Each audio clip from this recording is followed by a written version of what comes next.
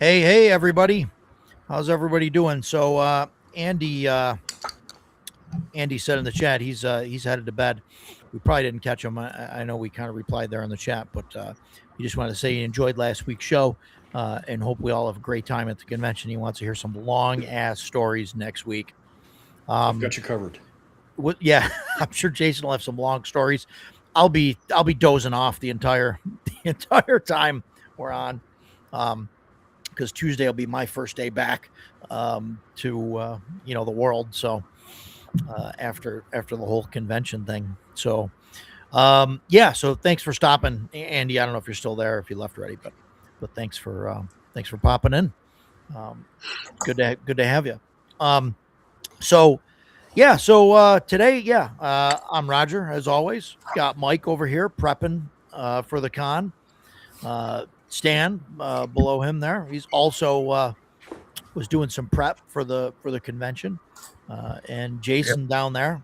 I don't know. I know he's been doing some work for the convention. I've actually offloaded some character creation stuff off onto him. He's been working on that, and I know he's working on his own character creation for his game. I don't know how far that's come along, but it has not. I've been focused on yours. You're welcome. Well, I appreciate it. that's fantastic. I'm not running until Sunday though, so I got. Yeah, you got time, right? You do it while you're in between games and stuff. So, yeah, everything is going great. I really didn't have a huge topic for this week, so I just figured we'd do some general chat, and like if you guys had any questions about the convention or about anything for us or what we do or anything like that. I'm open to that in the chat. So if you guys got questions or whatever that you want something that you're dying to know the answer to, drop it in the chat. Whether if it's for all of us, put all of us, or if it's for somebody in particular, just put their name, whatever. We'll figure it out. And we'll just be chatting about our usual stuff anyway. So it's not like we're super on topic anyway. But that's no big deal. So I guess we'll just go right around. Mike, you got anything new come in or anything you not tabletop. Yeah. Not tabletop. My game's we on still hold. Got to do a show on those machines there. The arcade. I got a couple books that came in yesterday. Oh, I saw those. As you posted those. Those are really cool looking. These are amazing. The quality. Yeah. I mean, it's 1,200 pages between these two books. That's awesome. And they're full color. Yeah. They are just loaded. Yeah, this one was the history of NES and Famicom. So the regular Nintendo. That's cool. US.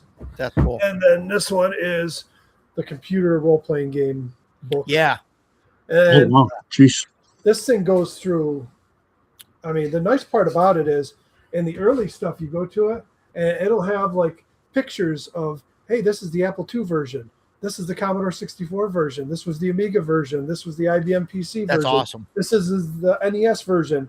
And it goes through the history of each of the games. And I mean, they're freaking just absolutely loaded. I can't wait.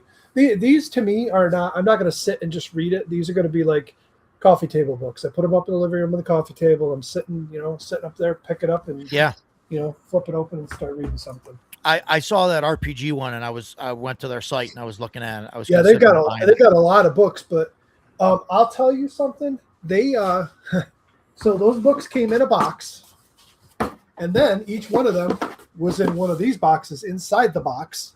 Oh wow. And then each one inside of there was wrapped in their own custom labeled wrap that they had on each book. And then all the corners inside the box. Oh, wow. With the foam tube. That's fantastic.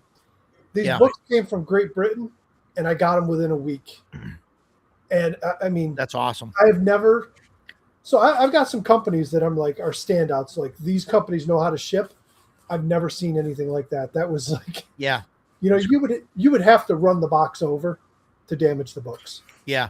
just tossing it around and everything because it's a box inside of a box. Yeah. With foam corners and all, Yeah. We've all been there where we've gotten, books and they come in like a thin plastic bag, tightly wrapped or whatever. And you get it and the corners are all mushed in. So you know how much the second edition Necromancer guide is? It's like, generally like $75 to $100. The Barbarian, same thing. Mm-hmm. I think the Necromancer one, when I ordered it, I got it on eBay and the woman sent it to me, just dropped it inside of a poly bag and threw it in the mail. Yeah. And I was so lucky because it's a soft cover, but they do have like a rigid, the outer brown cover is a little more rigid. Yeah. It held up well and it didn't get damaged at all, which is a miracle. Absolutely lucky. Hey, Jeff and Dan. Good to see you, buddy. Other than that, I got nothing. These guys, we're gonna have to hear Jeff's story. He's got a story that Ty Beard's Cybertruck tried to kill him and Tenkar, Jeff Talanian, and a couple other people. Guess it tried to go the wrong. Tried to go off an on ramp or something. First problem was they got in a Cybertruck. Yeah, well, for that money, you could have bought 2 really good American-made pickup trucks. There you go. Yeah. But yeah, interesting. Stan, what do you got? You got anything? Got anything in this week? I did actually. I actually right up until about 5 minutes ago, I didn't think I did, but then I remembered I got an order of miniatures. I only have a handful of them here. The rest of them are downstairs. Just see if I can get them. Yeah, so I got. They're from Reaper Miniatures. Bunch of hobgoblins. Nice. Which is a thing in my current campaign. Whoop, I get up there. And the reason they're the color they are is because I've prepped them so I can paint them while I'm at the convention. So Jeff now really doesn't trust self-driving vehicles. Probably wise. Jason, how about you? You get any, or did you get anything else, Stan? Was that it? No, that was it. I have that more, was it. but Okay, they're downstairs. So. I'm delighted to hear that Stan didn't get something that I got because he and I both backed the same Kickstarter. Oh, fucking A. Oh, don't even get me started.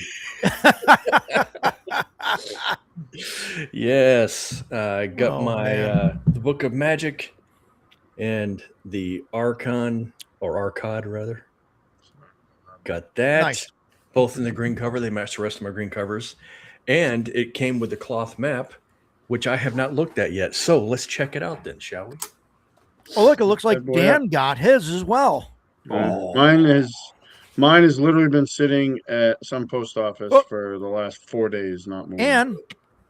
And Matt got his as well. Yeah. Stan, it seems like he's antagonizing you. I think he is. Boy. Stan had the same problem with Dolmenwood, I believe. He got his like a week after Roger did. Like my buddy. A week after everyone else on the too. internet. Yeah. Crazy. So that's what I got. Super excited about that. Yeah, but my buddy in PA got his too.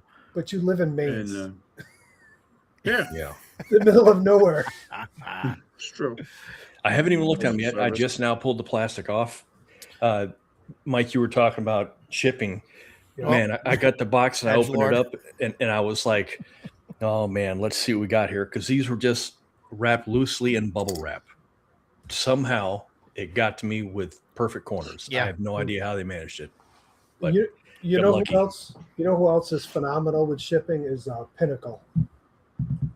Pinnacle's Savage Worlds and some other games. They do amazing shipping. So, interesting side note to the Dragonbane stuff. That's how I got the Leatherette or whatever special edition core book, Dragonbane core book. That's in that same format of the books you just got. Yeah, is because Joe ordered up. Joe backed it, got the special edition. He got it, and the corners were banged in. Yeah, because they didn't, because they just wrap like one thing of bubble wrap around it, and it doesn't even cover the ends, and then they throw it in an envelope. Yeah, and it's like there it is. and then it got all dinged up, and so they were like, "Keep it, and we'll send you another one." So he gave it to me. So I that have was no problem with that. That was cool. They Yeah. fixed the issue, so cool. Thank you. Yeah, it's fantastic. Roger, I got a really, really quick off question for you. Yeah. How many attendees that have bought badges are coming from distance, like out of state? Geez. A lot? A lot. I don't know what the actual number is. I don't know. I'll have to look and see if I can see that. I mean, I think a lot. I think it's over 50%.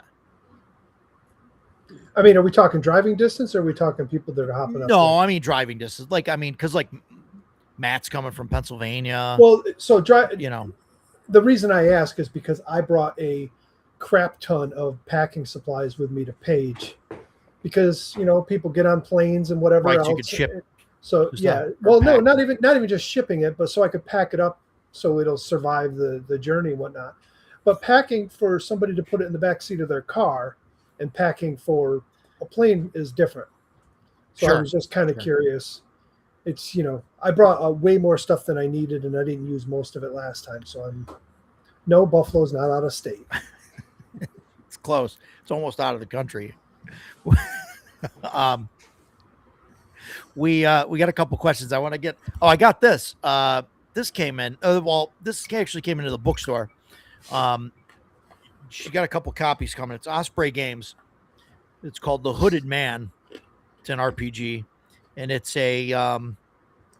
like a Robin Hood type of game. It's a D6 dice pool. You're just trying to get a 6, and you have a bunch of traits, and whatever traits you can use, you get an extra die for that, and you're trying to get a D6. And it's I forget exactly how it says. It says this game is about outlaws in a semi-historical medieval England. So it's kind of a historical thing. The only thing that kind of the character creation is very Cypher System like you name and then appearance, demeanor, person seeking, whatever that your motivation, and then you got to be like accused of a crime because you're all outlaws. That's kind of the way it is. Sure. But then each of those words that you put in there is like a trait that you can use for like extra dice and stuff. And there's like a chart with a bunch of stuff that you can use for that. So it's kind of interesting. There's different professions and stuff like that. But it's a kind of a simple system. I liked it. It's a small kind of book. It's only maybe 200 pages. Yeah, 192 pages. And is it full size or A5?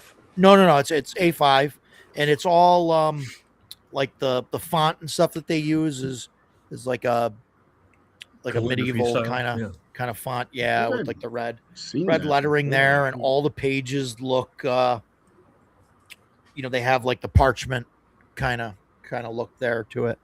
That was cool. But it's kind of cool. Kickstarter or is it POD? No, I just bought it. I saw that it was Osprey Games, and I try and look at their stuff when it comes out because they publish a lot of stuff in their blue books, and the blue book line is kind of stuff that they use just to see what sticks to the wall, and then from there, what they'll do is they'll make like a second edition with like a good print. But this, they went right to a good print. This guy, Graham Rose, he made Paleolithic or something, I think is the name of the game, and it did really well years ago. And it's like caveman type of game thing. I'm really not interested in that. But so I think that's why they went right to like a regular kind of style book instead of the blue books that they do. Well, But most of Osprey's stuff, the blue book stuff, is miniature skirmish style games. Miniature skirmish style stuff. Yeah, it is. That's true. They do have some RPG stuff, but yeah, you're right. A lot of it is miniature skirmish. They also publish Frostgrave and Rangers of the Deep. Yeah, right. So yeah, I mean it's cool stuff. I kind of like it, and there's going to be at least, I believe she's got 2 copies at the Treehouse bookstore. She'll have 2 copies at CNY. So if anybody's interested, they're they're there if you want to take a look at it.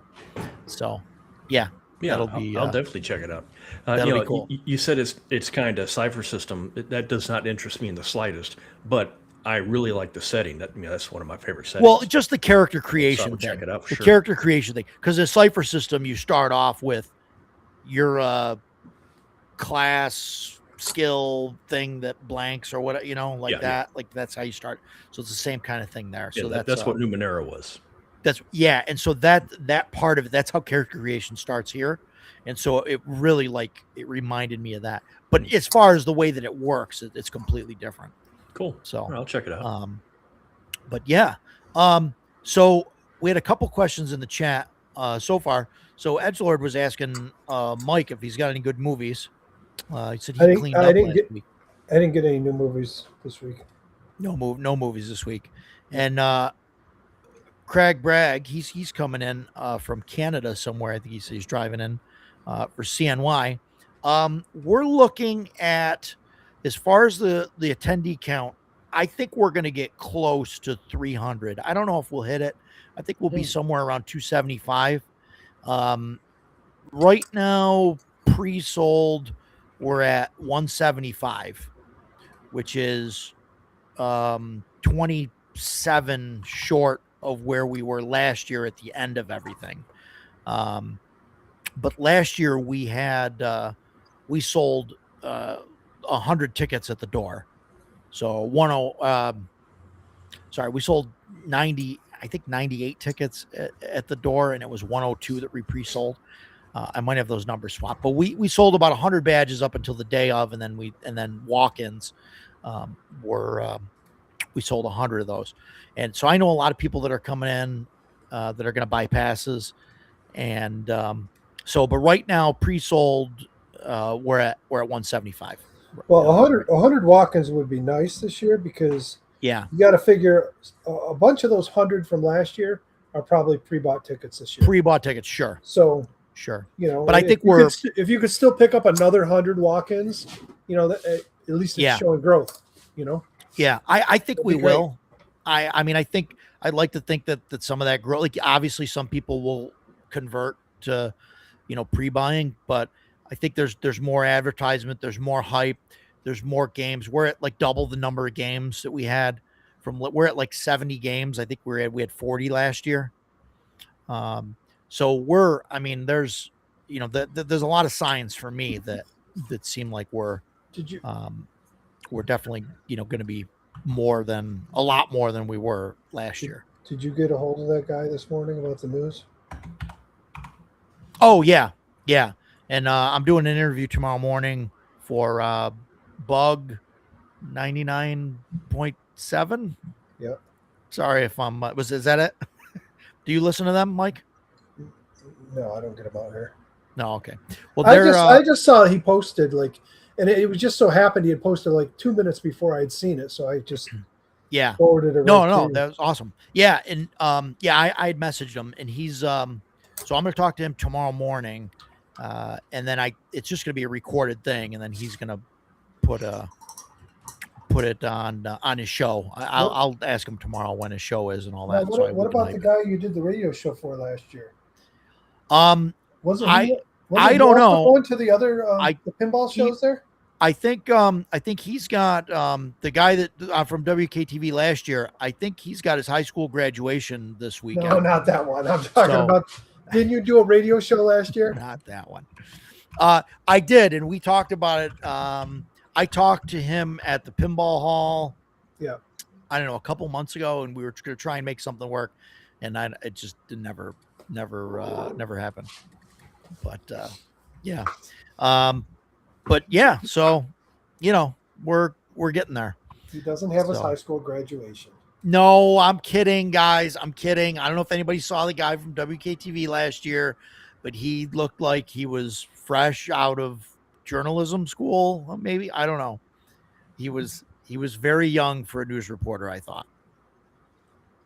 That was it. So I made a joke about it. But if he's out there, he's coming. Sorry. He was there. He was there. He showed up. Yep. Yeah. Hyperborea. Yeah. Jeff, I talked to Jeff Talanian. Hopefully he's coming next year. He really wanted to come this year. And just couldn't. He's bringing his daughter home from college. Just couldn't do it. So, but that's okay because Jeff is bringing his wife. It's Jeanette. I really shouldn't guess with names when we're live. I believe it's Jeanette that's coming. Yeah, he's driving all the way from Tennessee, coming up here. Crazy. Nice. Crazy. Yep.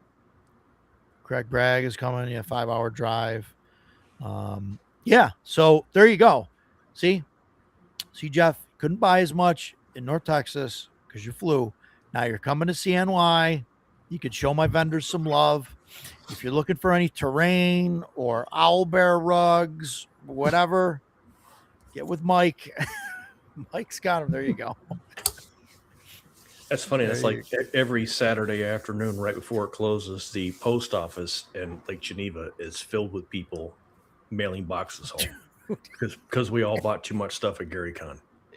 Do you remember what I did with Gary Con? I don't. I prepaid for flat rate, the large flat rate boxes, and I had them broken down flat inside my suitcase. I had like 4 or 5 of them, and I had them in the hotel room, and I brought a little thing of tape, the packing tape. Yep. And so I assembled the boxes and just left them open in the room. Filled them as you went. And so as I bought stuff, I just bring it back to the hotel room. And in the boxes, I would throw my dirty clothes for the day and fill the boxes with that. And then like if I got like swag or like, business cards and things like that, like I'd throw that in the boxes and seal that stuff up. And then like at the end, like I mailed my coffee maker back like in the box with my dirty clothes. And I brought and all the books and posters and everything I brought on the plane with me. And Excellent. I had everything on the cart. I had these like 4 the large flat rate boxes, and I dropped them at the hotel. So they mailed them check for it you. out. That's cool. And I said, "Hey, can you put these with your outgoing mail?" It probably smelled like dirty gym shorts. It's just my clothes. And then I had a problem at the airport because my my bag that weighed, that had all the books and everything in it that I bought was like 30 pounds over. And, basically that means, you'll crash the plane unless you pay them an extra $50. That's how it works.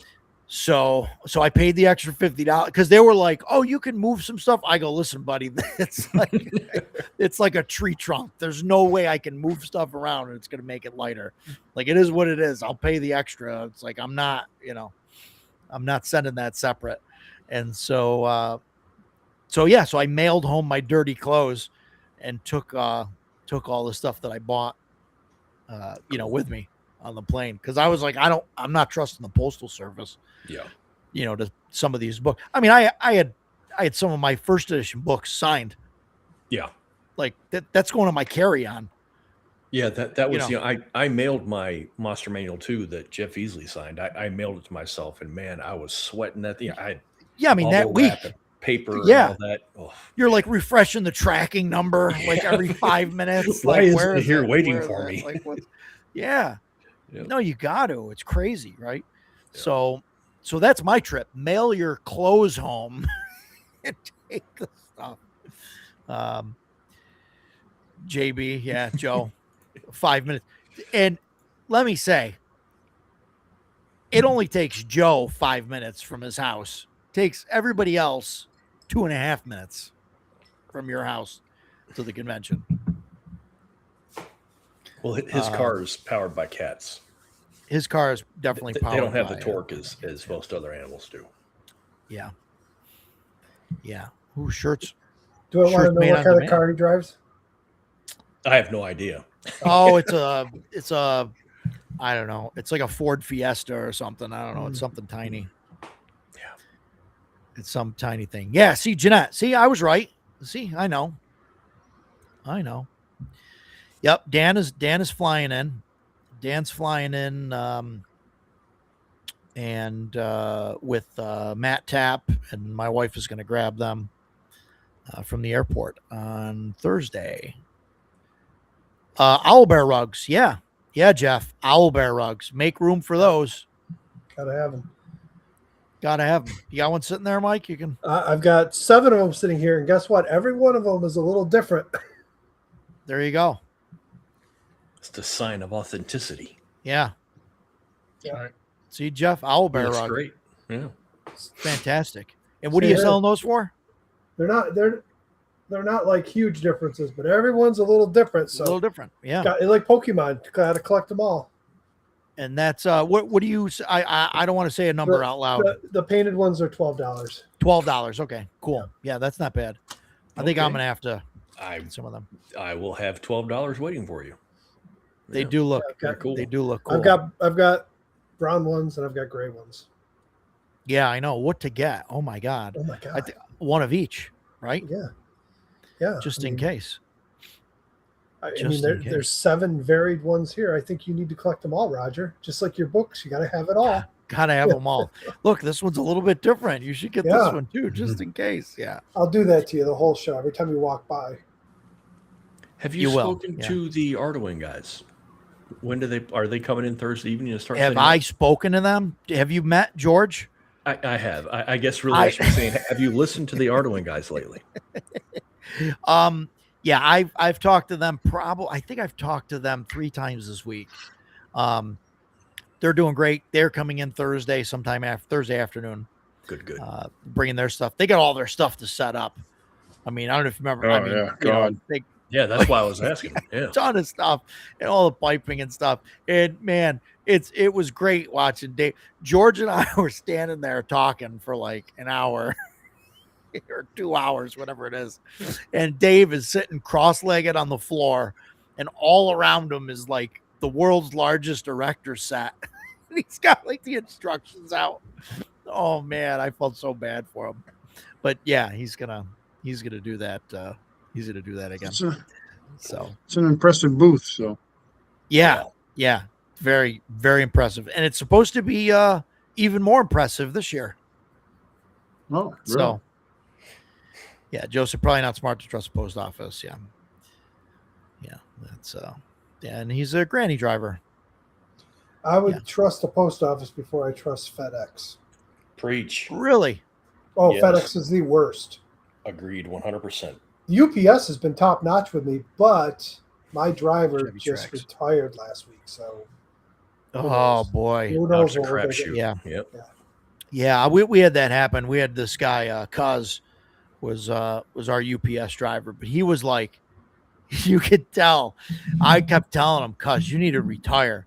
Like he, even without carrying a box, he's listing to the side and like dragging one leg behind him. And, you know, I mean, he was doing the job for like 40 years or something, you know, like just, and he's done. You know, he's just done. He's like, one more year, you know. I'm not sure about it, but the UPS guy was telling me that FedEx is all like contract drivers. A lot of it is. They're not bids like UPS. They've got a bid and that's their route. FedEx hires contract drivers. They show up in like U-Haul vans and other stuff, and Yeah. they're just a mess. I Yeah, had an yeah. offer when I retired to go work for a guy that he had a half a dozen drivers or whatever out of his business, and he hired mostly retired cops. So Yeah. but They're the ones that left 40 rolls of film at 200 feet down at the end of my driveway at 10 o'clock at night. And the only reason I knew it was because it came up on my phone and email saying it was delivered. So I had to go out and look for it and find it. And Yeah. it was like, I mean, we were like an hour away from thunderstorms. It rained all night long. Yeah. That stuff could have sat there all night. You know, Yeah. and Right. I've got a straight paved driveway. There's no reason Yeah. why they can't pull in my driveway. Laziness. Yeah. Or even just pull at the end of the road and put it on a cart and wheel it down. But nope, they just dumped it right at the end by the road. Yeah. That's crazy. You know, I've had issues with all the different shipping companies. You guys have seen some of the videos, Yeah. you know, but yeah, Just crazy. Dan, Dan's wife. I apologize that I don't know or remember Dan's wife's name, so it's just Dan's wife. She's listening to the stream. Hey, thanks for letting Dan come to hang out with us at CNY. You know, and so close to him just getting back from North Texas. You know, we love to have him. It's going to be fantastic. So yeah, Mr. Goat says, hope everyone is well. Fighting some giant slugs down in a dungeon. Sounds terrible. I think this is in regards to the owlbear. Save Jeff one. Oh, he wants to get a full size. Oh, he wants. Yeah, I can't do a full size owlbear, one. right. You're going to have to look elsewhere for that. Jesus, can you imagine printing that? It would be like 100 hours and then gluing the thing together. You know what I am going to have? Let's see if I can find. Yeah, there's a light here. So I printed these up. I'm losing things here. These are going to be like, I don't know. I'm thinking $6. So they're not painted. They're just gray with the. I might have to snag some of those. So these are from a different company. They've just got a round spot in it, and they use these little these little ball lights, and they've got a tab in them. You just pull them out, and they turn on. They drop. They fit in the hole. The cap goes right on it. It looks pretty bright in the thing. This filament, I'll show you. This is what I always use for my fire. I ran out of it, and I bought some from the same company, and it showed up like this.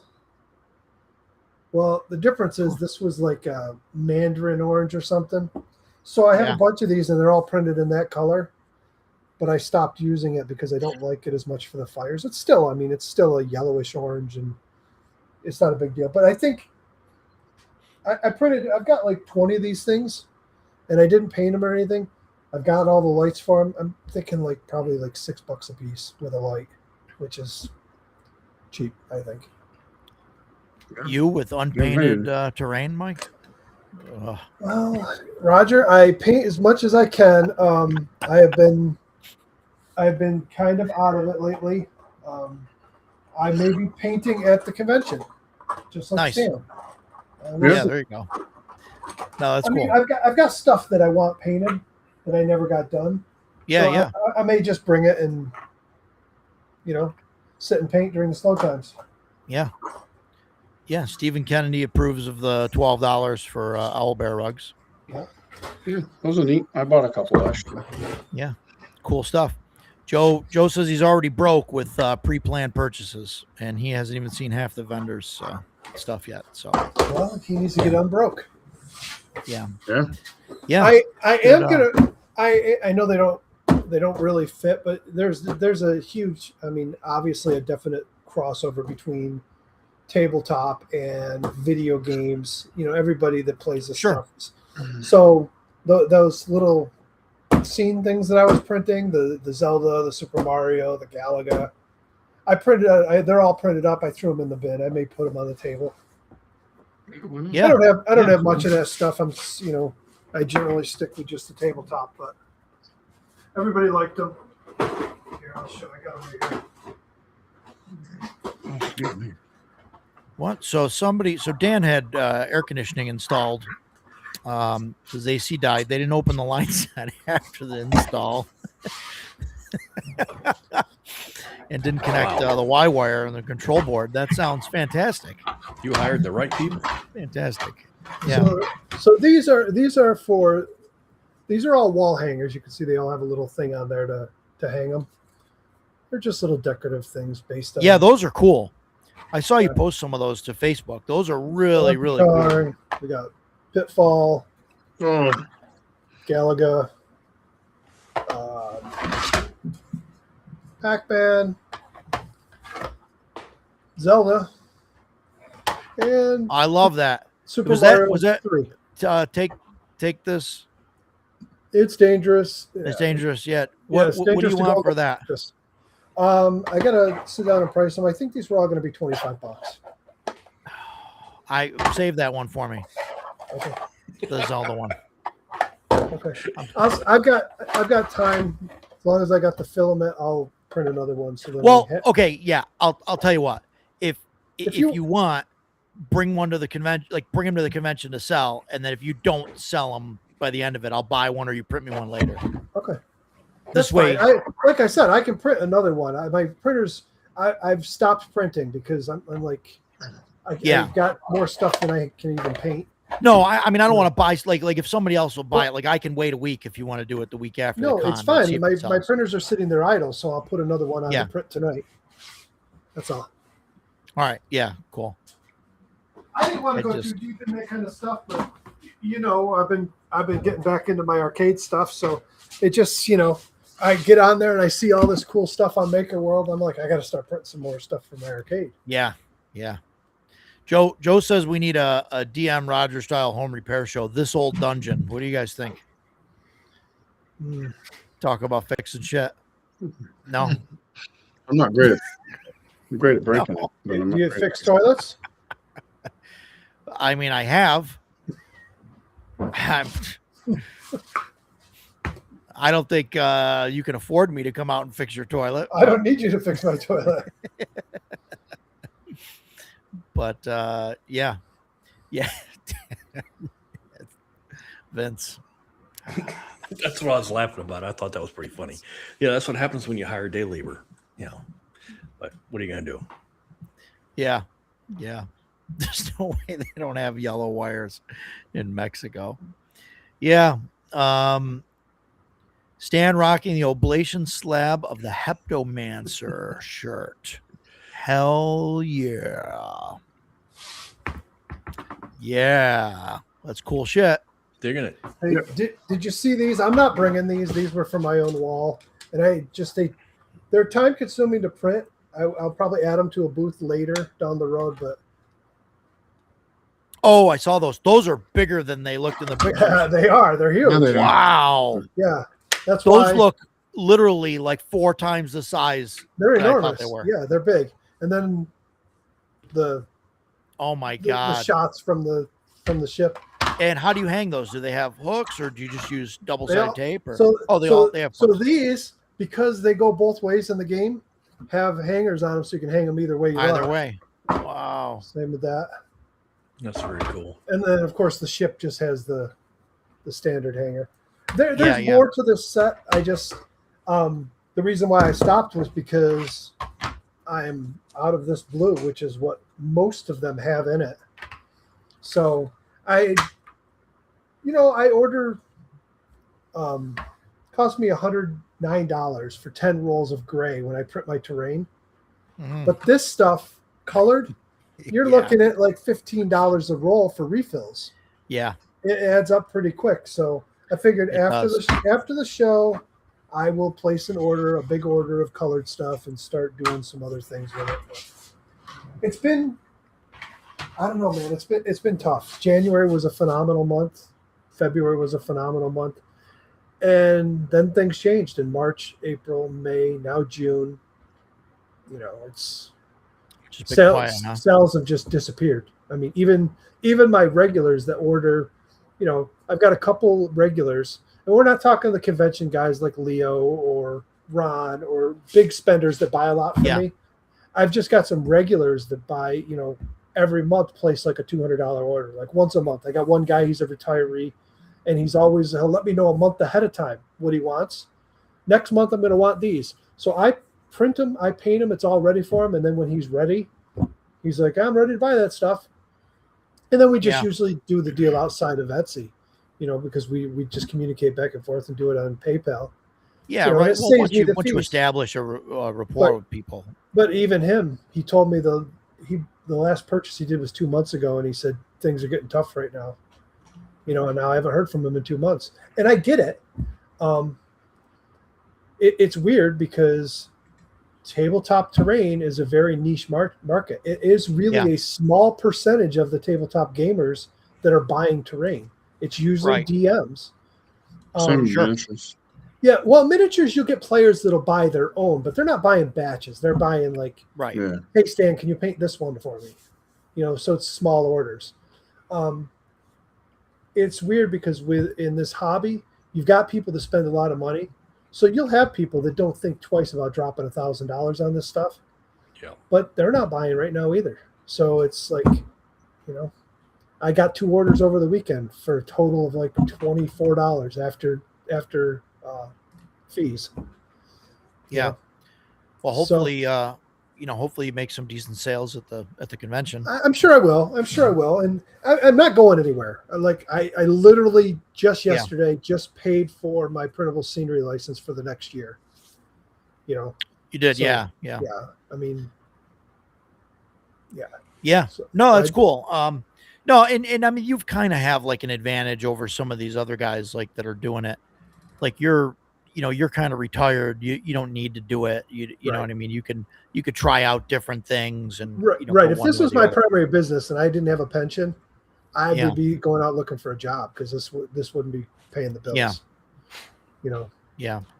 But when I get that, a $700 order, that just comes out of the blue, that's spending money. I'm already I'm sitting there painting and going, what am I going to buy? Yeah, right. What am I going to buy? More blue filament, obviously. Well, it just, it funds all my hobbies. It always has. The arcade stuff, when I'd restore them, would fund more arcade stuff. Yeah, right.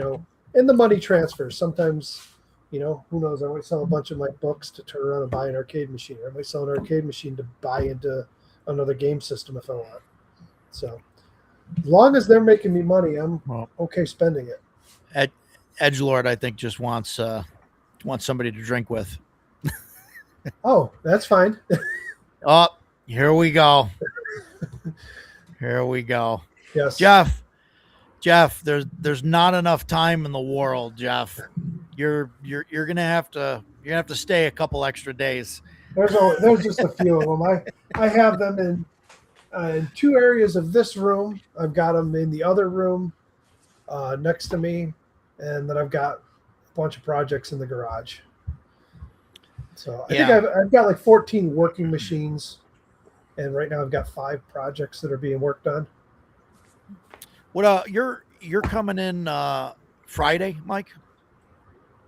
I am coming in Friday morning. Are you Friday morning? You're not going to come out Thursday at all? I don't know. I don't think so. I don't have a room for Thursday. All right. Oh, I'm planning on running a game Thursday. I know you are, but it's going to be a Thursday night, isn't it? It's going to be Thursday night. Yeah. No, I get it. I was just saying, because Jeff apparently needs to talk to you now about. I know. I see. Arcade restoration. He's coming in. He'll probably be in 3-4 o'clock on probably 4 o'clock on Thursday. Listen, I know Jason's title on here is Sir Talks a Lot, but if you ask my son, I don't shut up at conventions because I'll talk to anybody that comes to the booth. So if they want to come up and talk to me about tabletop stuff, that's great. But if they want to come and talk to me about arcade stuff, I'll talk about that too.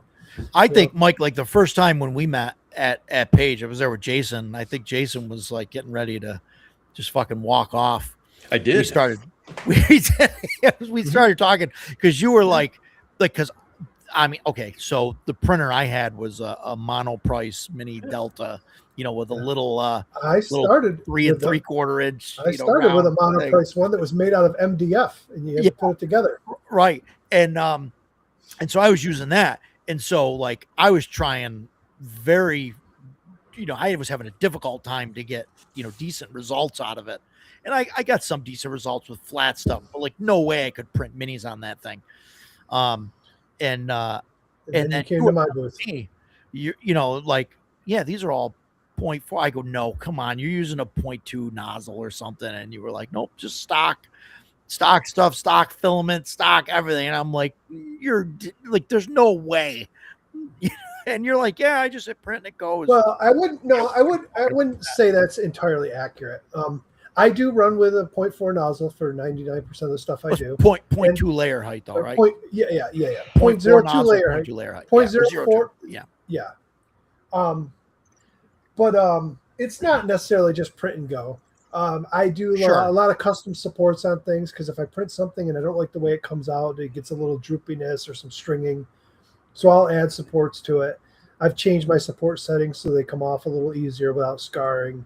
Yeah. Little things like that. But for the most part, I don't really do anything special. I've found that sometimes angling the print on the bed might give better layer lines, and a better finish on it. The hard part is I've found that sometimes you can angle things at like a 30% angle on the bed, but that means you got to support the bottom of it. Yeah. But it'll give you cleaner lines and whatnot. But it increases the time and it increases the failure chance because you supports and whatnot. I'm not sure it's worth it in the long run, but yeah. Edgelord's got a pinball machine. I saw that. We're gonna have to talk about that. I love pinball. Jeff's trying to. I guess he's got to recap it, redo all the caps on the monitor. I'm guessing monitor. Or the power the CRT, yeah. If the power pellets are orangish, well, you do have your RGB pots inside the monitor to adjust that too. But he's already trying to claim it. He's driving a truck up. Oh man. Yeah, the capture ships on Galaga are hard to see. Yeah, I mean, I don't know. Might be time for a new CRT. Yeah. But yeah, can't wait. Yeah, it's gonna be a blast. Can't wait. I'm doing a bunch of prep work. Everybody's kind of doing some prep work. I'm not bringing those 3 big items, by the way. I posted them. I got absolutely zero feedback from anybody. So I'm not going to bring them out. I'm not going to lug them up there. Between that fort and the 2 castles, they're big, they're expensive. They take room to display them. I don't want to use up half of a table to display a castle that nobody's going to buy. Jeff, you're going to get him going. He's going to, here he goes. See, here he is again. He's going to tell you the story where he got stuck up there because of a girlfriend or something. I don't know. Oh, boy. Well, they're going to be at it, going back and forth with that story for a while. Roger, I just sent you the last 4 characters to print out, so you should be good to go for Black. Oh, fantastic! Fantastic. And I have the PDF, so if you see something needs to be changed, let me know. Yeah, we'll do. Edgelord, what is the pinball machine? Yeah, if it's something cool, we might have a bidding war there. You're not going to have a bidding war. I don't care that much anymore. I actually just messaged a guy in Maryland about a 4-player Cyberball tournament edition. Cool. Jokers, 1988. No idea. No, I Mike's do. gonna look it up. I do, but You I gotta do? look it up. Yeah. Yeah. So we're all prepping. Got characters all set for my Blacklight in Ravenloft game. Jason's going to be working on his characters next. I'd imagine. Yeah. So you're doing Shadowrun? I am. What level? Probably 3rd. I think. Third seems like a healthy level. Yeah, it's a decent level, not overpowered. Yeah, it's different from base Shadow Dark. So I don't want to be like, okay, everybody's 7th level, and everybody's like, I don't know what my powers are. Yeah, so, yeah. I'm going to keep it kind of low, but at the same time, I don't want people to have 2 hit points and then die 10 minutes into the game. Yeah, that's no fun. Oh, sure. Yeah, so probably 3rd level. Yeah, you're going to do like I imagine, right? I'm not a big Skyrim guy, you know that, but I mean, a lot of that game is outdoor travel and stuff. So you're going to do something like that where they're I've gotten everything, like I've got my kind of timeline written down, but there is no end to it. The end to be like, oh, I've got half an hour left. Something happens. So yeah, there you go. Yeah. That's when a Yeti drops on them. No Yetis. No. I don't. But I'm not going to give spoilers. The hell? I know Edgelord is watching. I like I said last week, I know that 6 people signed up for it. I have no idea who else is playing other than Edgelord. I was like, oh, I know who that is. The rest of the guys, I don't know. So I don't know if they're watching this or not. We'll see. Yeah. No. Don't give away too many spoilers. Yeah. Yeah. And Not Edgelord, stories. I know that you know this, but Dark Brotherhood is not a class. It's a faction that you join. But Oh, we'll Jesus. talk. We'll talk. 'Cause Vince, I know you're your very shit. keen. I know you're very Know keen to your play, shit, so. Vince. Third level Dark Brotherhood. Get out of here. I have no idea. Yeah. It's all good. I know he's aware. So yeah, we'll talk. Yeah. Vince. I got No, you. Man. Cool times. So Stan, what are you in a couple games, or are you just planning on running the booth, or Just running the booth. I have no idea how it's going to go, so I figured I'd just focus on one thing and then take it from there. good test of things? This is like your first actual convention booth kind of thing. I've never done it before, so figured I ought to, like I said, God damn it, paint all It's over going to the be place. interesting.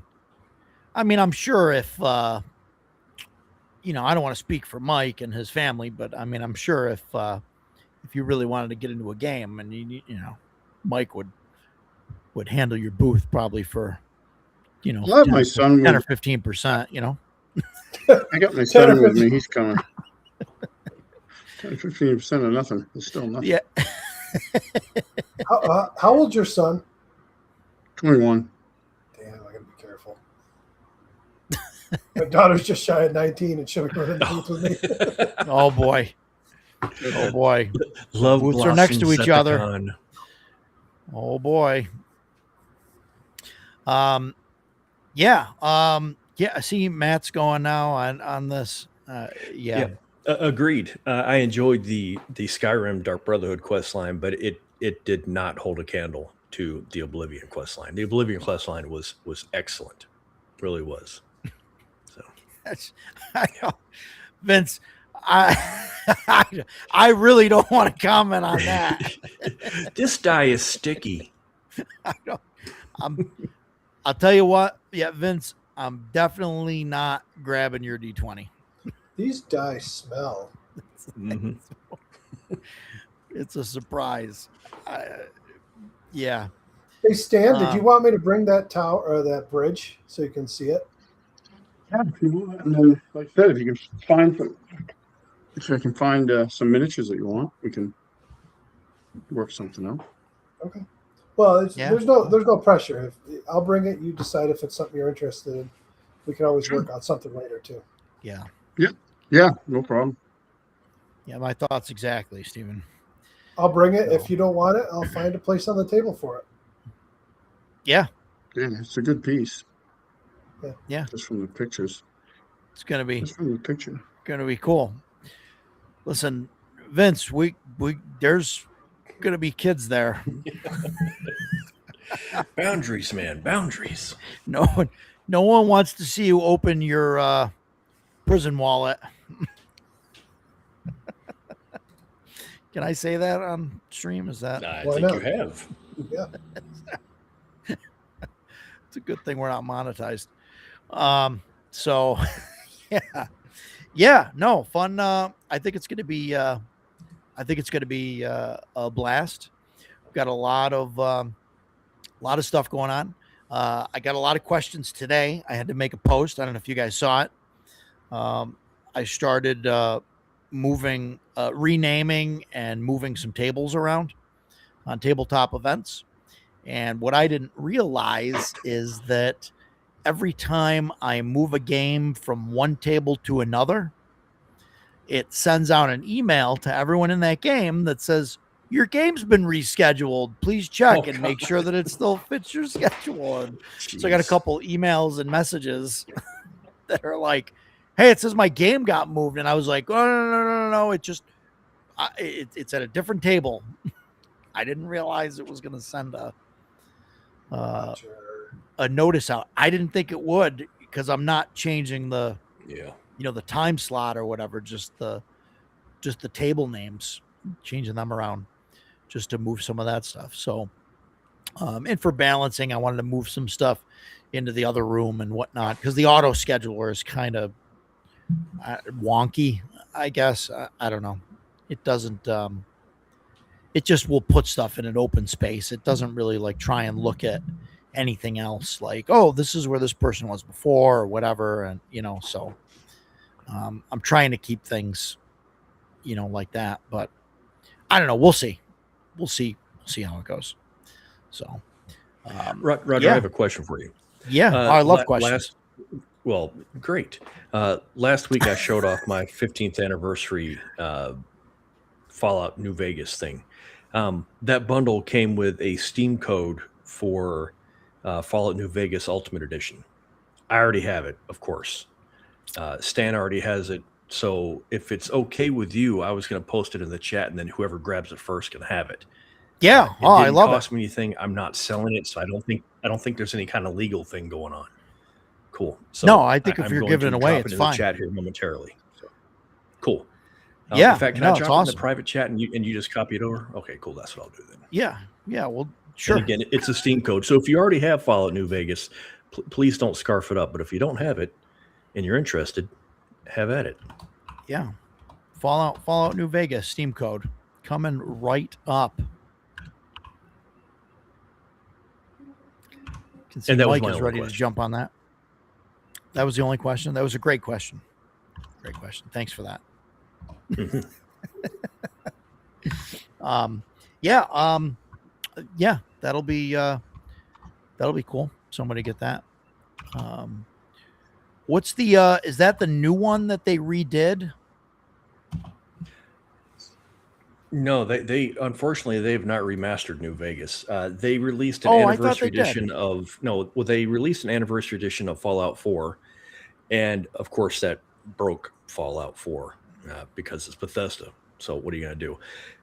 So I uninstalled it and I got my refund, and I'm back to playing regular Fallout 4 with all the expansions on it. I think they have fixed the difficulty, but I'm not giving them more money for a broken game. I was really pissed about that. So, really? So Fallout 3 and New Vegas are on the same engine? Are they all on the same? Yes. I don't know where. I'm still trying to figure all that out. Are they? Yeah. Boy, and it just slipped my mind what the engine is called. I'm not happy about that. It just means I'm getting older. Bethesda uses one engine, and that's all they use. And like for Starfield, they used an updated version of the engine, but its base coding is still the exact same, which is why you find the same bugs in every single Bethesda game. Elevators get stuck, clipping happens all the time. But Nice. Other than poor programming, they do make some really great games. So yeah. I can't tell whether this is a real person or not.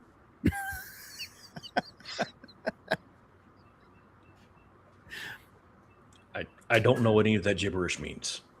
I must be too old. That sounds like something that Andrew would say, or Nabil. The two of them would be saying that to each other, and I would go, "What?" Yeah. Whatever. I don't know. I don't know. I'm unsure if Jay Stark is a real person. Sorry. Please let us know if you are indeed a real person. And what were you saying? or a bot. Yeah. Yeah. So no, Fallout seems all right. I actually started. Oh Jesus, Jean. This is my wife, Jean. She just finished packing up 16 boxes of books for the treehouse. So from your shelves. boxes. Yeah. Crazy. Excellent. Roger's not giving up 16 boxes. I will consider trades for Moxie. Yeah. I'm bringing some. Stan, you better be bringing some. I'm going to get it tomorrow to make sure I knows have you're it. coming from Maine, Good and deal. she's like, Yeah. he's not getting past the registration desk. If I will he doesn't have some. Moxie. So, I will have some.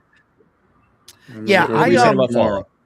I started trying to play Fallout 3 and New Vegas. Yeah, and totally honest, that is why I didn't offer you this code. I knew that it would just it wouldn't be worth it. It's not something you're really interested in. No. I started I tried to follow it, and then Fallout 3, I ended up just using the cheat code there, the ammo and everything, whatever it is. No, just to go through to like check it out, like I, just to try and get further and see what was. But it really didn't. I mean, it didn't do anything for me. I got somewhere. I got to like I don't even know. There's like a huge like ravine or like river maybe. And I was on like one side of it, and there's like I don't know, something built into the lower part of it on the other side, and there's somebody shooting at me. Talking about Rivet Town with the battleship or with the aircraft carrier, or I don't know. I remember we the aircraft. decipher this. Yes, it was on the way to the aircraft carrier. Yes. Okay. Yes. Yeah. Yeah.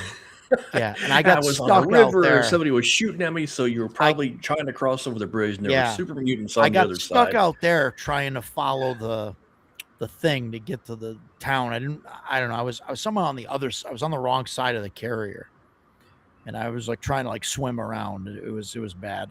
I didn't realize that on the other side there was like a tower and then a bridge thing that you had to activate. I don't know. It's a whole thing. Mm-hmm. Yeah, Stan and I are huge Fallout 3 fans. And I know this because when he and I were playing at the same time, we would be trading notes. Yep. I haven't played it in a while. I just get back into it. Yeah, Stan, my wife will be she'll be well, she's just, you're her new favorite person, so you bring her Moxie, she'll be loving it.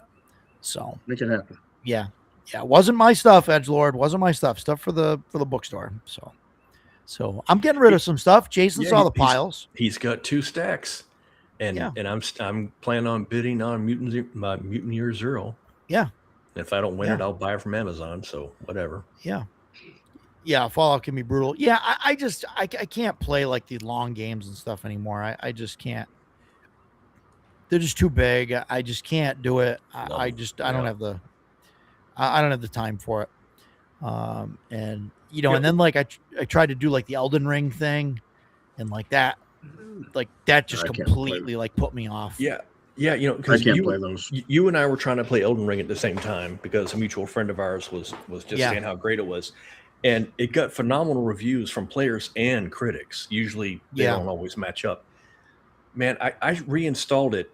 I think maybe 2 months ago, and I played it for like half an hour, and I was like, man, even now I just can't get into this. It's just not for me. Uninstalled it. Oh, whatever. Won't worry about it.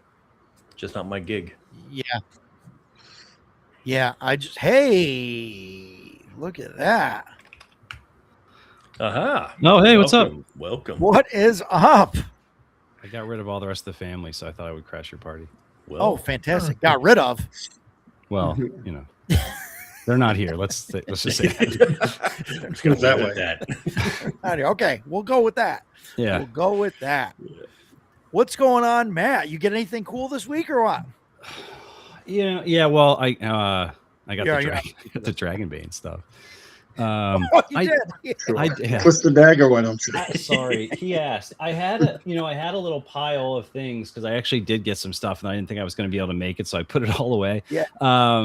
The Merry Mushmen, their last 2 OSE modules came in, so I got those, which is pretty cool. And then there was just some other random stuff that it must not have been that memorable because I don't remember what it is. But those were the 2 that I remembered off the top of my head. Yeah. So, yeah. Yeah, I seem to have like packages show up like every day with just stuff like lanyards and badges and paper and just all sorts of convention paraphernalia and stuff. So yeah, the bags for the VIP bags had all that stuff show up. Just a bunch of stuff that nobody wants to see. So I'm gonna have a lanyard and a name tag. That's exciting. Lanyard and name tag. Yeah, I hear that there's some conventions that they don't go that far. Yeah. Well, Here's a question for you. And this prepared. one's actually con related. Speaking of lanyards, I have a lanyard that I wear to all of my cons. So I don't like grab the free lanyard out of the box. I don't need it. Do you guys have like a con lanyard, or do you just drape whatever they give you? Wow. I just use whatever they have. I just take. So in some cases, apparently that means no lanyard. Yeah. Generally I'll use whatever lanyard is given to me unless it's really like bad. And then I have that one that I got from PAX Unplugged. That's like the it's like the 80s. It looks like the cassette. Remember they had that from a couple of years ago. Their theme was like the cassette, 80s cassette thing or whatever. Like I have that lanyard, and so I'll wear that, and with some stuff. But I really like, and this isn't me just trying to push the convention or whatever. But hey, Central New York. So one of the things that killed me with lanyards and stuff at conventions. So I don't know. Maybe it's just because I'm getting older. I have problems with names. Faces I'll remember for the most part. I know who that guy is. And like, it's weird. I'll remember names of people that I don't want to say don't matter, but like authors and creators and stuff like that. I can like point those guys out. But if I met somebody and talked to them for 10 minutes, man, 6 months later, like I'll know I talked to that guy. I'll know what we talked about. I have no clue what his name is, like, so I'm bad at it. So I rely on the badges for that, looking at somebody's badges. And most of the convention badges have one connection point on the badge. So it flips around all the time. There's like a 50% chance that the badge is going to be facing you or the wrong way. And man, when I tell you it's 100% of the time when I don't know the person's name, it's flipped the wrong way. So at CNY, the lanyards have 2 clips and the badges have 2 clip spots. So it's not in the middle. So it doesn't is easily flip around. So when our badges are facing away from you, we did it on purpose. Yeah. Then it's intentional. Yes, exactly. Right. Very nice. No, and I can respect that, right? Some people want to do it, but like, sometimes it just flips around and it's annoying, So yeah, too many packages. Yeah, Jeff, I mean, you'll probably get a lanyard and a name tag. We'll probably give it one. We'll see. It depends on how good my security is. How's that? I don't put the city and state and everything else on there. I know that a bunch of conventions do that. I don't know. If you want to tell people where you're from, I'm gonna tell them. I don't know. Maybe I should start putting it on there. I don't know. What do you guys think? I was about to say that, Paige does that. And I didn't think that I was going to like it. I'm kind of private and I'm just like, no one needs to know where I live. Yeah. But, that I like, oh, you're from Savannah. That's cool. I used to live in Savannah. So now I'm talking to this person that I never given the time of day to before. So, it's at a con. You're there to meet or those guys at MEPA that we saw that were from New York. Yeah. And, it said New York. So I think it was because he was wearing a hat. It didn't say it on the badge. I think his hat said like Oneana or something on his hat or something. And I was like, it was hey, something that was fairly close. Yeah. Yeah. So yeah, I like it because it's like, oh, that's cool. I'm interested in talking to that person. Whereas if it says New York City, I voted for AOC, I know I need to not talk to that person or be within 40 miles. Yeah. That's just me, I guess. I don't know. Yeah, Jeff. Nope. Jeff met a guy from the next town over at NTX. Yeah, that's cool. That's cool. Not a big town. Well, yeah. No, it's cool. It's cool stuff. Why? What do you mean you can't change it? What do you mean you can't change it? I wasn't able. I don't know what to sign up for it because you should be able to sign up. What is going on? Why can't you sign up for it? Is it because you're already in another game and in that slot, Edgelord? Oh, Vince. That's the security measures kicking in. Security measures. It's definitely security measures. Yeah. Let me know. Yes. So you've got another game during the thing. Well, you gotta. Okay. What, Vince? Give me the number, the event number of the game that you want to be in, and then give me the number of the game that you don't want to be in. And I will switch that. Yeah, Jeff. So Matt, I don't know if you were around when we were talking about this stuff or if this was offline another time. Jeff was talking to Jeff, and he was talking about he had a bad time playing Mothership. And him and Cam had a terrible time. And I was like, man, you got to play with Matt, because Matt is like, he runs an awesome Mothership game.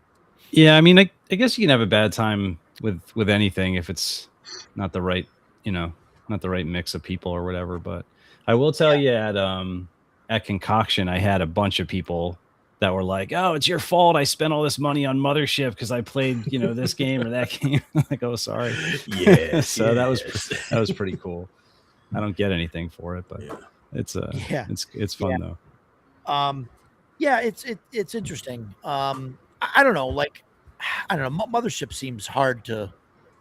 I guess if you've got a bad group, but I mean, it seems like it'd be difficult to like screw it up if you're a decent DM. Yeah, I don't know. Bad about it. Yeah, I guess what was the problem, Jeff? What was the problem? Do you just not like space games? Do you not like things in space? Do you not like Gonzo things? I mean, usually there's some crazy stuff going on. I mean, at least the ones that we did. I mean, we did the thing with the blue. That was for me. Yeah, we did the blue meteorite one. What is it? I'm running that. Moonbase Blues. I'm running that one, and then Road Work, which I think you guys haven't played, but I've run that one was actually the I liked Mothership. I had played it a couple times, and that was like the third time I played it was this module Road Work, and that was the one that kind of made me fall in love with it. So I like to run that one. It is. Yeah, we talked a little bit about Father Fog. I was reading through it. It's definitely a 0E still. You can tell they got some work they need to do yet. But it looks pretty cool. Do you know, Matt, is their plan to do like what they did with Mothership, and they're going to go with like a box set thing once it's I don't know. I have a hard time seeing that game take off the way Mothership did, because sure.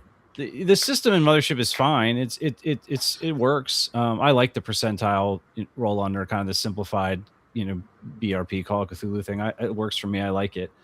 But I think Mothership works so well because it's a genre that's a little bit underserved. Like it came out kind of right when the Alien RPG was coming out also. So those two, sort of came out around the same time.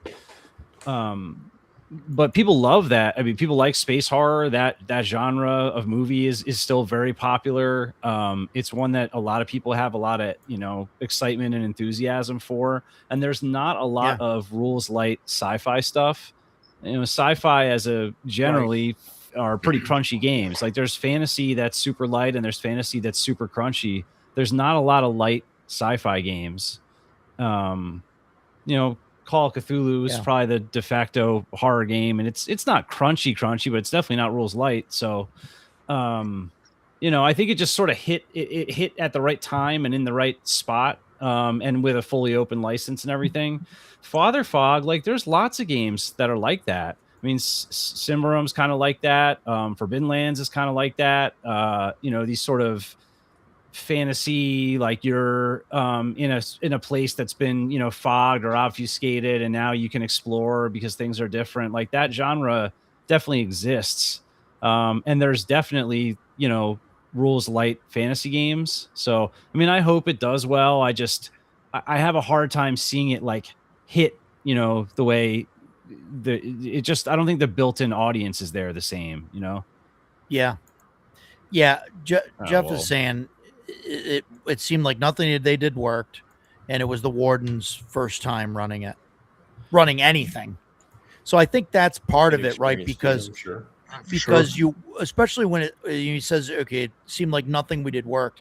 Like I could definitely see a new DM not thinking outside of what's written in the module, Mhm. saying, okay, this is how you get through this door, right? Like you only have like this particular sequence of, numbers that you got to push.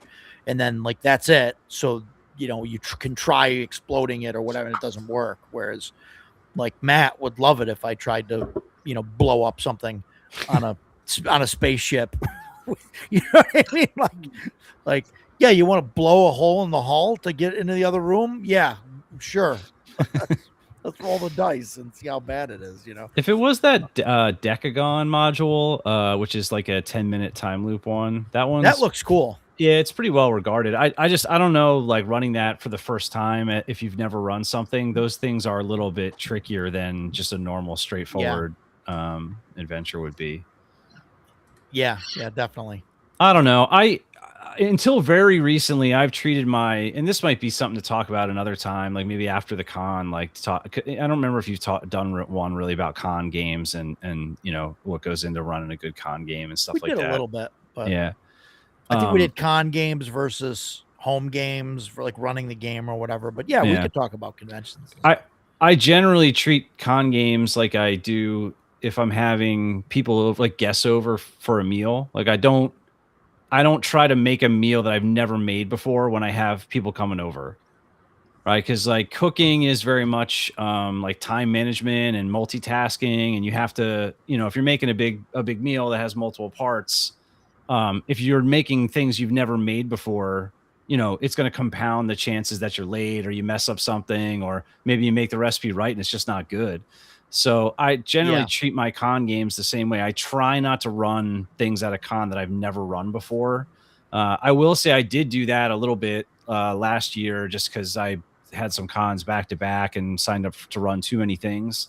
And most of them went well. There was one that didn't go well, and that was a mix of the players and also just I don't think the module was all that good. So, had I run that one on my own, I probably would not have run it at a con. And similarly, like Jason, you were talking about like playing to the time, I've run some open-ended stuff where it literally just is, okay, a half hour before the time's up, this is going to happen, and that's how we're going to end things. Yep. And then I've run things that are, more structured, that have a beginning, middle and end, or three acts or whatever. And then, having run it before is kind of important to, okay, I'm going to stretch this out, or I have to push them forward, or, let's take a break so I can prep this part. So yeah, if they had never run anything before, and never run that before, and never run at a con before, that's not a good recipe for success, I would say. Yeah. Yeah. All right, Yeah, I've never even definitely. heard of that one. Nietzsche's Demon. Okay. Yeah, I don't know. Yeah, a Decagon I have. I have the PDF of that, and it looks awesome. I love it. I love the idea of that. So that's a 56-page 5-act zine that somebody tried to run. Oh, wow. Off, so there's that Yeah, too. true. Yeah. Yeah, that's like definitely and this is something we can probably cover in a bigger topic. But yeah, if you're going to try and run a game, especially for the first time, like run something that's like 2 pages, something that's going to go quick. You could do it in a couple hours. Like just try it, something you can have fun with. And then this way, if it's like bad, like you didn't put a whole lot of effort into it. Like, I think that's important. And if you start with something that big, right, and then try and like read it and prepare for it all and all of that, and it like doesn't work out, like that's a big down, right? Like that's a feel bad moment where you're like, wow, this stuff, and you just cast off TTRPGs forever, like this is ridiculous, I'm done. Whereas if you're running something like Mothership and it's like a 2-page, thing, or 3, whatever, you do it and it's a couple hours, you read through it quick, you do it, and it's like, okay, that wasn't my thing, but maybe something else is, it's because you don't have a huge amount of effort into trying to make it work. So, that's my opinion. About Mothership specifically, and I know that I've said this before, I had zero interest in playing. I like space games, but I prefer space opera type, Star Wars, that kind of thing. Horror is not my gig. Cthulhu, don't care about it at all. Man, we sat down and started playing.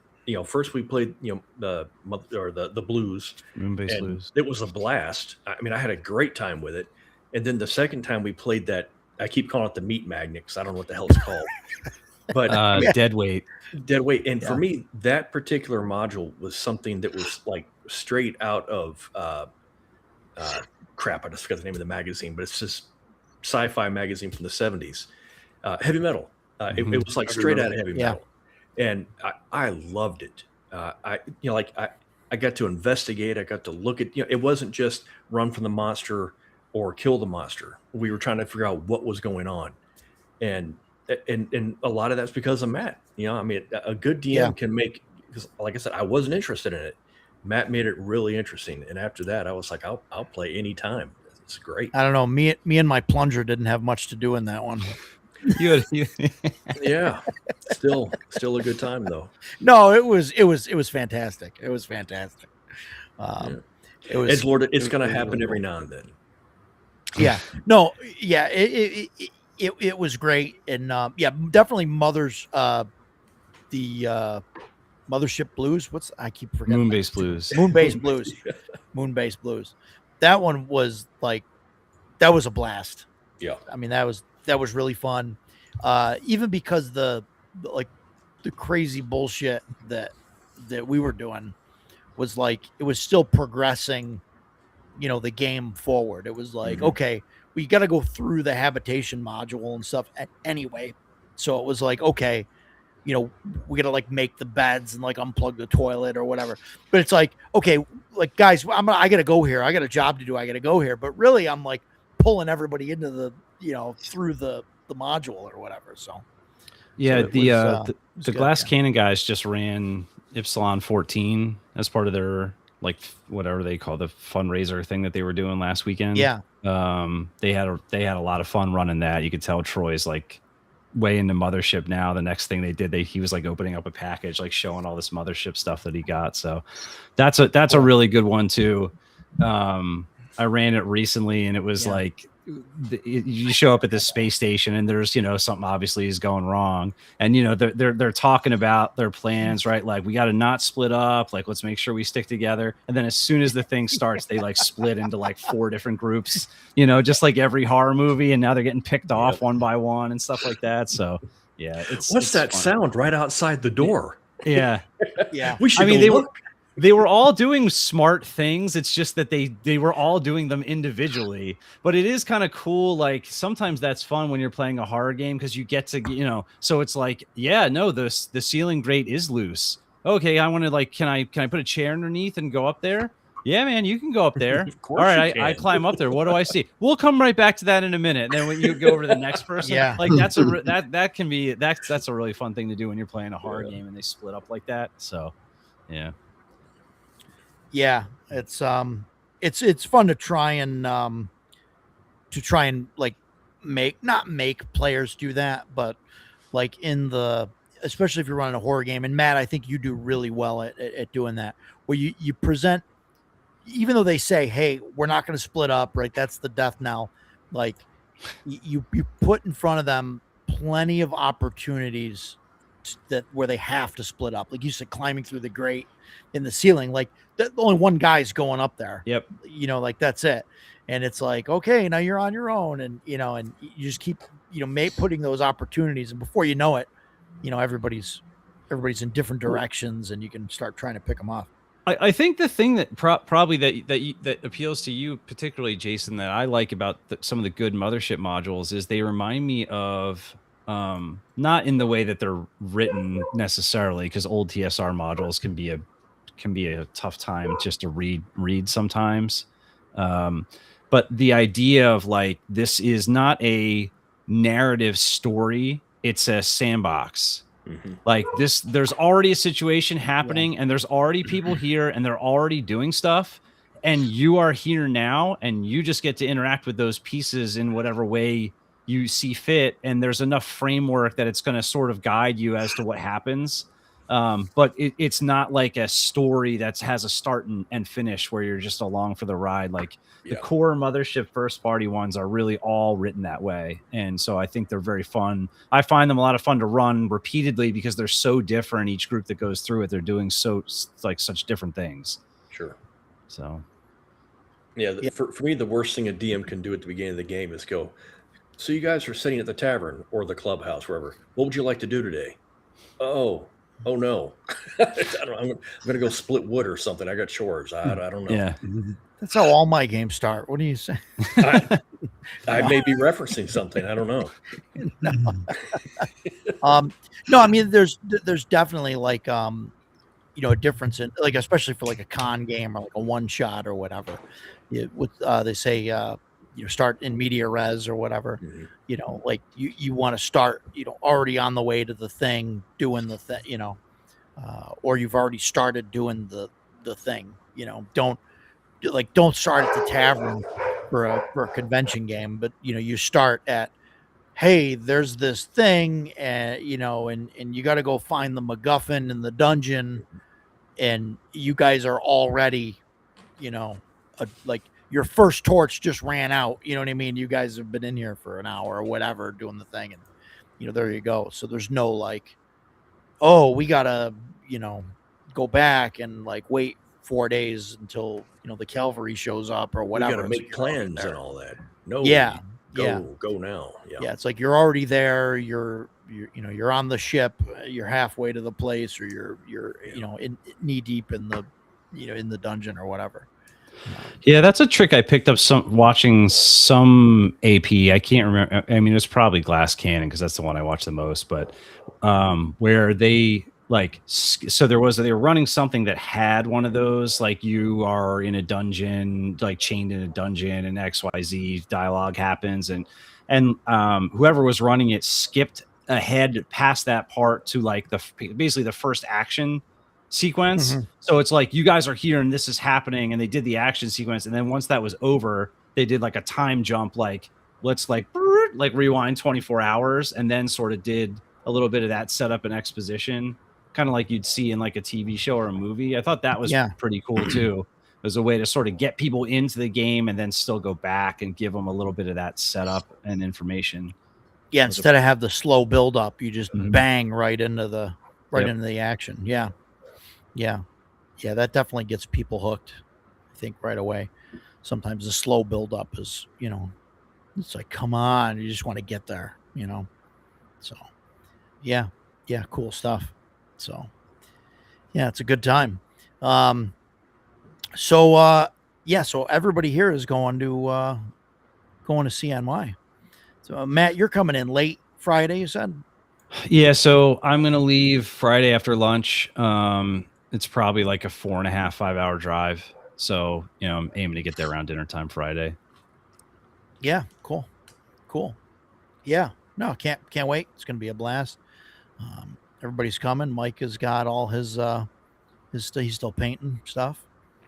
Seems to be on a break now. I don't know what you're doing there, Mike. I'm here. No. What? No, I'm not painting. It's all these are done. I'm just He's soldering arcade boards. No, I'm not doing anything. I'm actually scouring Marketplace. Yeah. Oh boy, trying to figure out how I'm going to get 2 games from more arcade games. Yeah. Oh man, crazy. Yeah, there's a guy in Massachusetts selling 2 cocktail games, Donkey Kong Jr. and Popeye, and I kind of want them. Yeah, cool. So one of you guys was running Gods of the Forbidden North, right? Did I hallucinate that, or was somebody even? You running hallucinated that. We We all think it's awesome. Well, was Chubby- it Chubby? Okay. Chubby was Chubby running it, runs yeah. it. Yeah, because Rob Alderman was at Concoction. And he played. He ran like part of that. I played in a session that he ran. He used Shadow Art to run it just for simplicity, but Sure. man, it was fun. And if you're ever at a con where he's there, to get a chance to talk to that guy or play something, he seems like a really awesome dude. but Yeah. it was super fun. Gods Yeah. of the Forbidden North that's on my list to run. Like I would love to run it. Yeah, I we did this like sort of infiltration section where you had to come up by boat, and then like it was sort of like a stealth movie. And of course, halfway through, we finally got discovered, but he rolled terribly, and we rolled just rocks like the whole time. None of us took any damage. wow. He was like, Wow. you guys got like an S rank perfect score on this. None of you even got hit.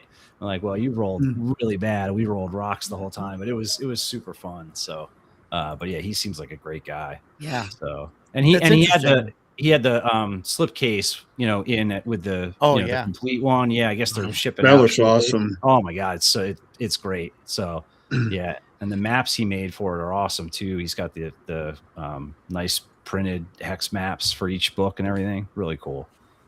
It's interesting. He's running it with Shadow Dark. Yeah, I mean, there's a lot of Shadow Dark at that thing, so I think it's probably just easier, especially for new people, just to jump in. But sure, I played a session with Professor DM too. That was kind of fun. So I don't know. Play Deathbringer, Matt. It was supposed to be, but it was just the old pamphlet one that's been around, so it wasn't the new one. Not the new. Yeah. No, but I mean, it was fun. He was, it was fun to kind of see how he ran it. So, yeah, he likes to use one of those chance die, like the yes and no. Yeah. So it's like you walk in a room and it's like, are there any cultists in this room? And it like roll the die, like, yes, there are. Let's see how many. There's 4. And is there a hostage in this room? Yes, there is. Let's roll a die. It's this guy. So it was, you could tell he had this dungeon set up and just was kind of rolling through that stuff. It was pretty fun. Yeah. So yeah, it's interesting. It's interesting to see how different people run different things.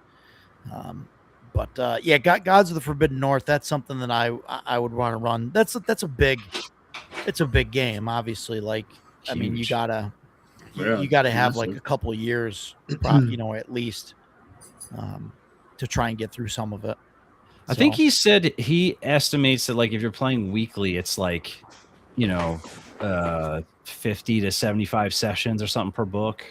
Yeah. Depending on like how completionist. Right. But that's the thing. He goes, so I know some people play a lot longer. It depends how much you role play and how completionist you're trying to be. Yeah, it's like 14 or 1600 pages or something all in. It's huge. That's crazy. So yeah, it's 3 volumes, and each volume is like the size of the DCC book. Yeah, they're big. I mean, so it's it's a lot of stuff. It's really cool though. I mean, it's a whole developed world and everything, and she can go and go anywhere and start doing stuff. I thought it was cool just to see how he kind of took that one piece out of it and created a pretty fun like 3-hour adventure out of just taking this one location, this kind of infiltration location out of this giant thing, and you would have had no idea that that's what he did. It didn't feel like it was it was like lifted from a bigger work where you didn't know what was going on. I've done that a little bit with the Dragonbane campaign book that came with the box set. There's some interesting like little set pieces and things in there that I've stolen and stuck like in front of, because that's what I'm going to do this weekend. The one that you guys ran the first time you played Dragonbane with me, that's like a 2-hour thing. There's like a little thing I can graft on the beginning of it that stretches it out, a little while and gives people like a fun little thing at the start. And it's just stolen from something from that. It's a little set piece thing from that book. So, I think, that's probably like an thing that I have probably undervalued is like going through, instead of trying to take a 50-page thing and how do I turn this into a 4-hour one shot, like go find a really cool set piece that's part of that bigger work and just run it straight up the way it is. Yeah. I think that actually works probably better than I thought it did until some recent games that I've run with people that are really good at running games. So yeah, it's interesting, to do that. Like you said, he did that, or, with one little thing. And, it's kind of a cool way to get into that world and not actually have to have a huge like investment of, time or, players, into that whole, Forbidden North kind of world. I mean, like I said, I would love to run it, but that's like I don't know. I would probably run it with OSE just because that's what it was made for. I think you guys would really dig it. It's definitely like your style of play and everything about it was. I mean, like I, Jason, I was thinking about you the whole time we were doing this thing because it was literally like a 3-story built like old sort of collapsing fort that we had to infiltrate. There were like archers you could see in the windows. There were different points of getting in. It's like, well, you can take this boat here. You can climb up this side. You can literally go in the front door. You know, we were like trying to figure out like, okay, like, I had a bow, like, you got magic missile, like take 1, 2, 3, we say go, like you all fire. Do you know what I mean? Where it's like we're playing like Ghost Recon or something, like taking these guys out, trying to not get seen. It was pretty awesome. So, yeah, is that the tower that's like north and a little west from like the starting?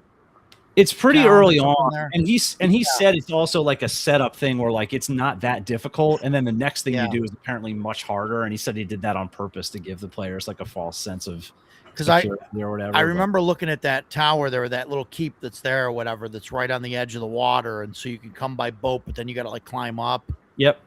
And you can get screwed because if they like see you, they can just drop shit on you and you're just done.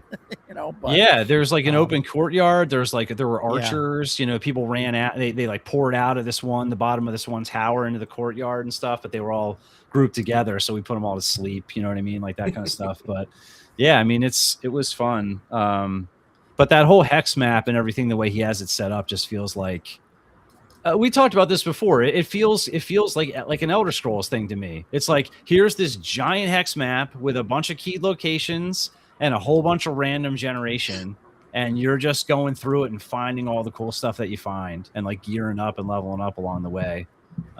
It's pretty cool. I would want to play that. I don't think I would want to run it, but I would definitely play it. Yeah. Well, maybe someday I'll run it. I don't know. We'll see. And I was thinking about Elder Scrolls. Go ahead, Bethesda's engine is called the Creation Engine. I knew it was Creation Engine. Yeah. Okay. They're still using it. It's 25 years old now. They just kind of update it every now and then. Okay. One of the worst parts about that engine is the game physics are tied to the frame rate. Yep. So it's like if you play on PC, you still have to play at 60 FPS, because if you unlock the frame rate, the physics engine goes completely bonkers and everything breaks. Yeah, it's like, it's crazy that they're still using that thing today. But yeah, I thought for sure with Starfield we were going to see something new, and nope, it was just slightly updated. Still all the same bugs that have been in existence since Fallout 3. Did you see the amazing? Full conversion, Star Wars full conversion for Starfield? Mm-mm. I did see that. I have not seen it. It's looks amazing. Yeah, it is. Really? Everybody said graphics, and sound pack. No. They redid the whole game. Everybody that's played quests and everything far superior to the original. So the whole story and everything's all. Oh yeah, it's like new. Yeah. Okay. Cool. Well, I should check it out. I did play Fallout London, which I thought was great. I heard that was good too. Fallout 4. It was really good. Yeah. Yeah, cool. And that's the same thing. It's just a whole new, like it's like a brand new game. Yeah. Fallout London uses the same engine and graphics as Fallout 4. In fact, if you install mods for Fallout 4, they still work in Fallout London as long as they don't overwrite them. So the same stuff, but it takes place in London versus different spots around the U.S. Very cool story though. Thoroughly enjoyable. It's honestly almost painfully frustrating to me that these people can independently make these things that are that good, and then Bethesda can only just remake the same game every 4 years and somehow break it every time they remake it. Yeah. Like, what are you doing, guys? Or rely on modders to fix their bugs. I will never understand that. Yeah. Yeah, it's interesting to see what the populace or whatever, the players and stuff, the modders you come up with, and see. I mean, obviously, like with the Star Wars thing, or like Fallout London. I know you and Ethan were talking about that. Mm-hmm.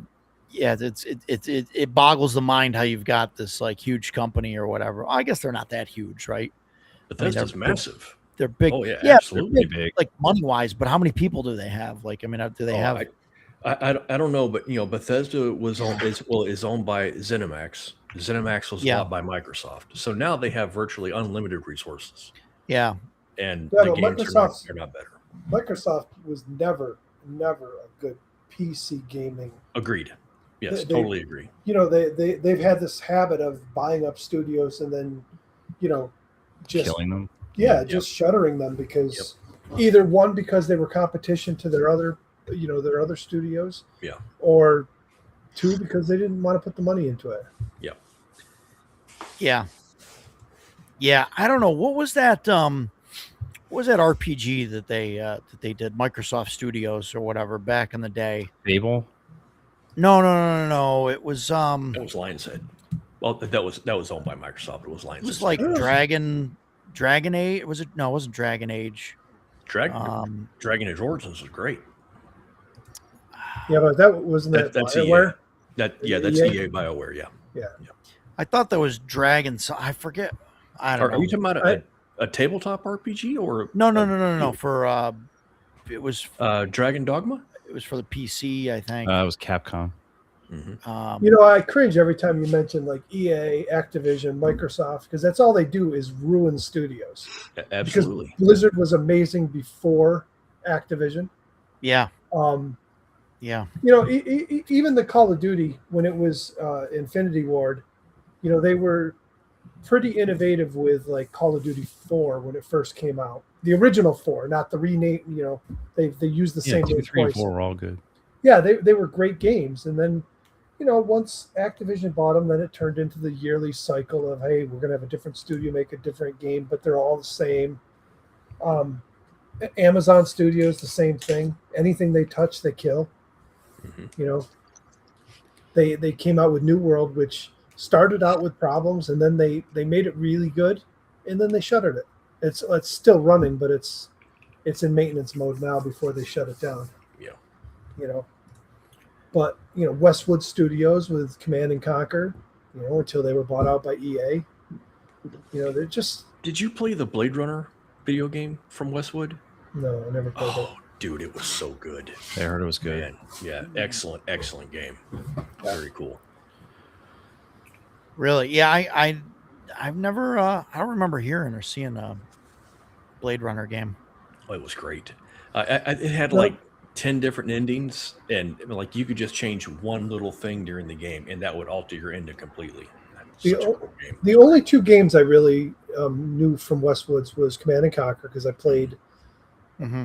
a shit ton of Command and Conquer when it was out, and Dune, which was a very similar game. Still real-time strategy. Yeah. It was good stuff. Have you played the? This is going way off here, but have you played the Dune pinball machine? I haven't. No. It has a mode with the box. The thing in the movie where he's gonna put his hand in the pain box or whatever thing. It is a mode where you unlock that, and so there's the two flipper buttons, and then there's the button that's in the middle on top. So you unlock like the pain box mode, and you have to hold that button down. I hate those buttons. And that's a Stern thing that they added late. So you have to hold like the button down. They are a pain in the ass to hit. Like I have a problem with the D&D game trying to hit the shield in time, but like you have to hold that button down the whole time, and so you can only use one hand. So this guy Chris, he's a bigger guy, and so he goes and he says, "Oh, I'll fix it." And he kind of leans forward and puts his stomach on the button, and the game knows. And it like froze up on him and called him out for being a cheater because he was hitting the flipper buttons too close in timing. So it measures the timing and it knows that you can't move one hand back and forth to hit the buttons that quick. So it knew he was cheating. It's crazy. But yeah, it's so hard because you got to hold that and then you got to have one hand back and forth. So I've been so far removed from it. Is Dune a Stern game, or is that one of the other manufacturers. Because I'm not. I think it's a Stern game just because it's got that button in the middle. yeah, I mean, but I'm not 100% sure. Jersey Jack makes great games, but they're more expensive than Stern. You got really, yeah, you got a lot now. I mean, yeah, I'm not really up on, I used to be. I've been out of it now I've been out of it for probably 10 years now. I'm down to a single pinball machine. I've sold all my other ones off, but now I'm back in the collecting phase. Yeah.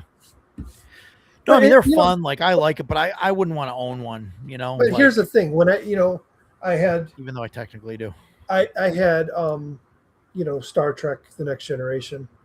I had Jurassic Park. I've had Ghostbusters. I've had The Walking Dead. Ghostbusters was a $5,500 machine. Walking Dead was $6,000. The thing was, when my kids were little, it was easy to sell one of those to pay off things. Like I sold Walking Dead and paid off my truck.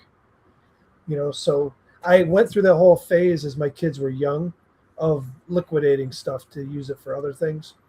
Now that they're up and out in college and I have more money than I ever had before, I'm not, it's weird because I'm not going to work, so I'm not getting the paycheck anymore. But between my pension and the business, I make more because I'm not driving. I'm not going, I'm not making lunches to bring to work every day. I'm not spending at work. So yeah, I'm starting to look at collecting again.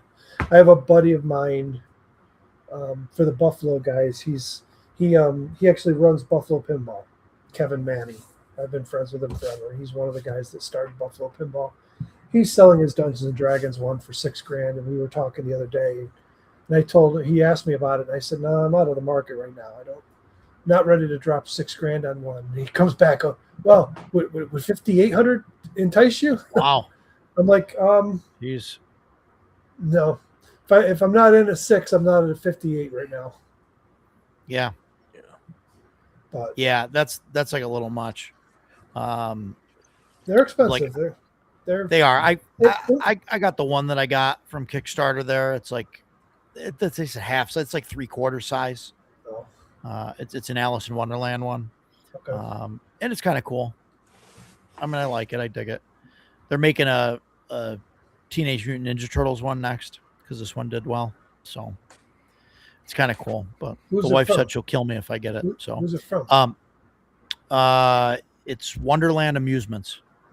It was founded or whatever by some of the guys that left the arcade, the one up arcade company there. Yeah. So I don't know. Their assets got bought out by somebody else, and I see there's another company already producing stuff. So yeah. Arcade One Up is gone, but yeah, somebody. I'm sure it'll just be more of the same. Oh, sure. I was never a fan of them because they're the absolute biggest piles of junk. I mean, listen, if you just want to get in and play a bunch of arcade games, you can buy one of them that's got 10, 20 games on it, and sure, it is what it is. But they're like real small, like they're awkward for adults because they're that small. Yeah, and they're just made out of real junk particle board, and the controls, the buttons, the joysticks are just really junk stuff. So I have one. Yep. I didn't buy it new. I bought it used. Yep. I got it for $50. It's a 4-player Simpsons machine. Yep. It also runs both of the Teenage Mutant Ninja Turtle games, which is what I really wanted it for. So it's 4-player. I got that, a Pac-Man stool, and the mini fridge that is in my game room, all for $50 total. So for me, it was worth it. I think for $50, I'd probably buy it, if for nothing else, just to take the screen out of it and whatever else if I wanted to. Right. But $50 is. And it's not bad. Like I played through the Simpsons game with my daughter. Like, does it have plexi on the control panel protecting it? Yeah, I think so.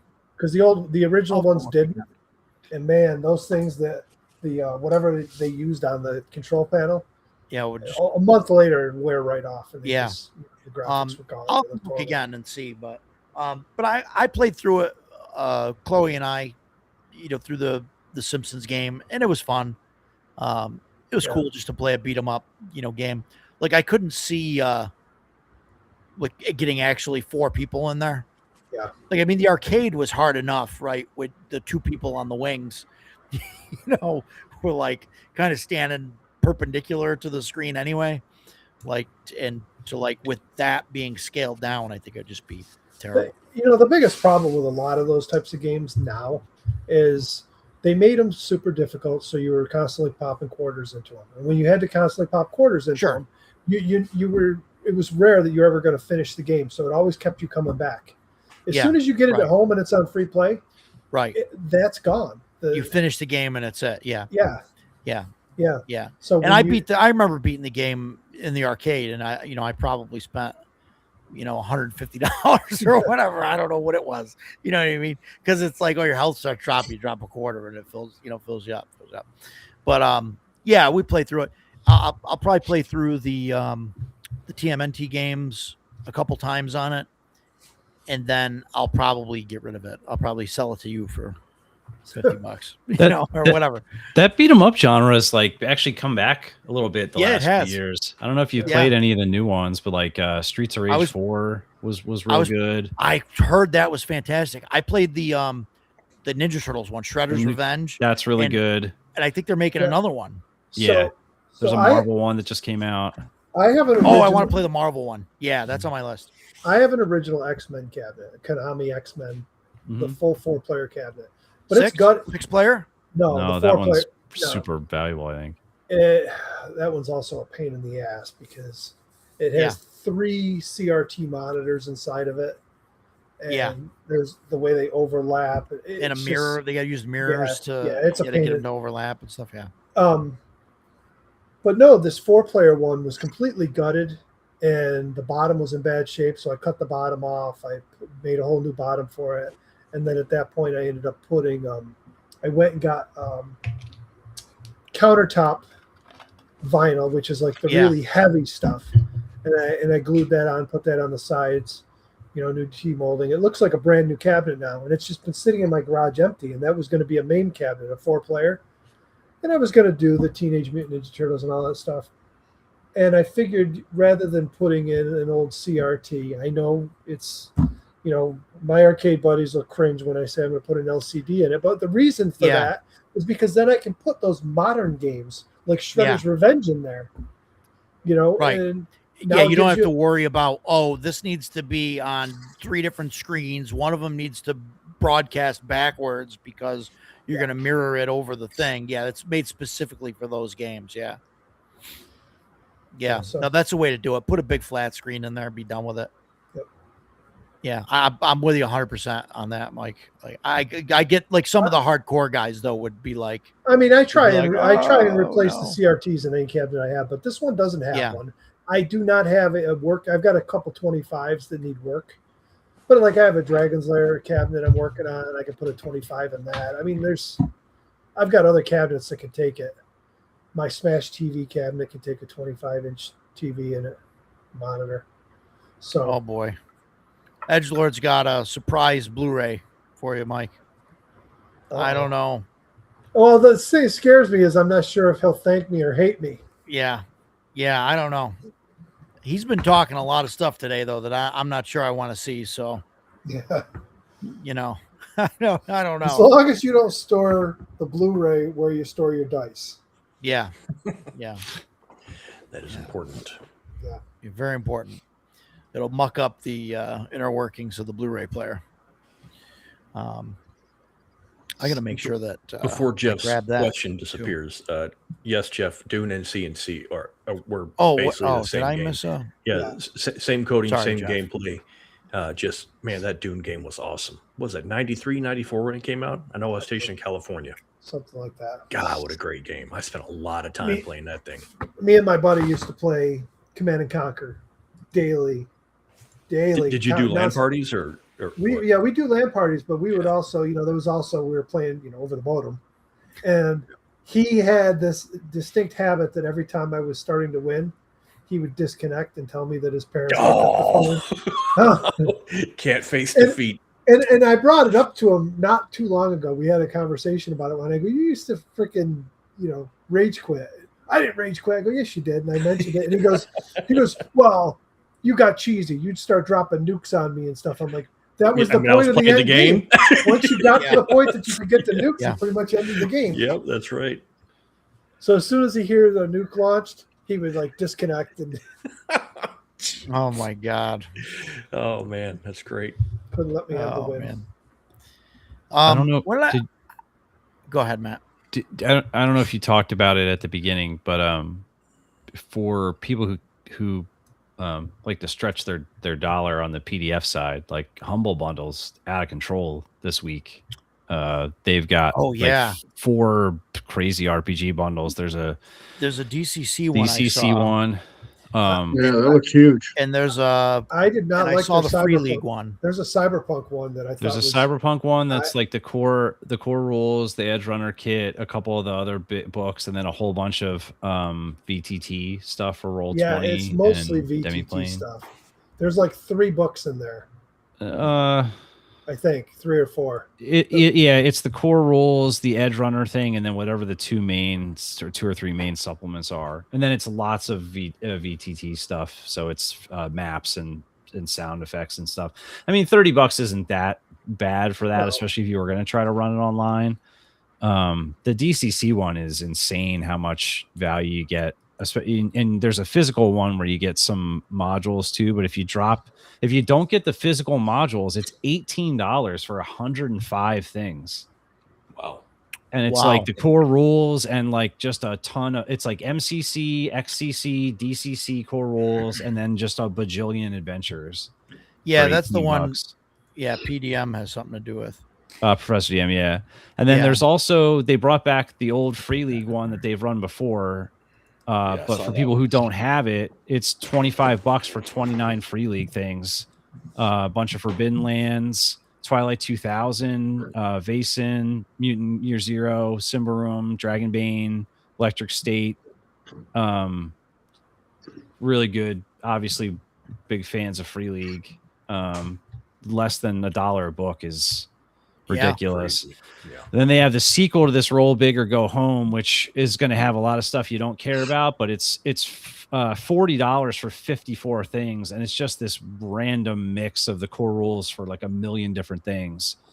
So it's got like One Ring, Wrath and Glory, Pirate Borg, Star Trek Adventures, Swords of the Serpentine, G.I. Joe, Outgunned, Coriolis, Octung Cthulhu, Transformers, Household, Into the Cessna Citadel, Blade Runner, a lot of cool stuff.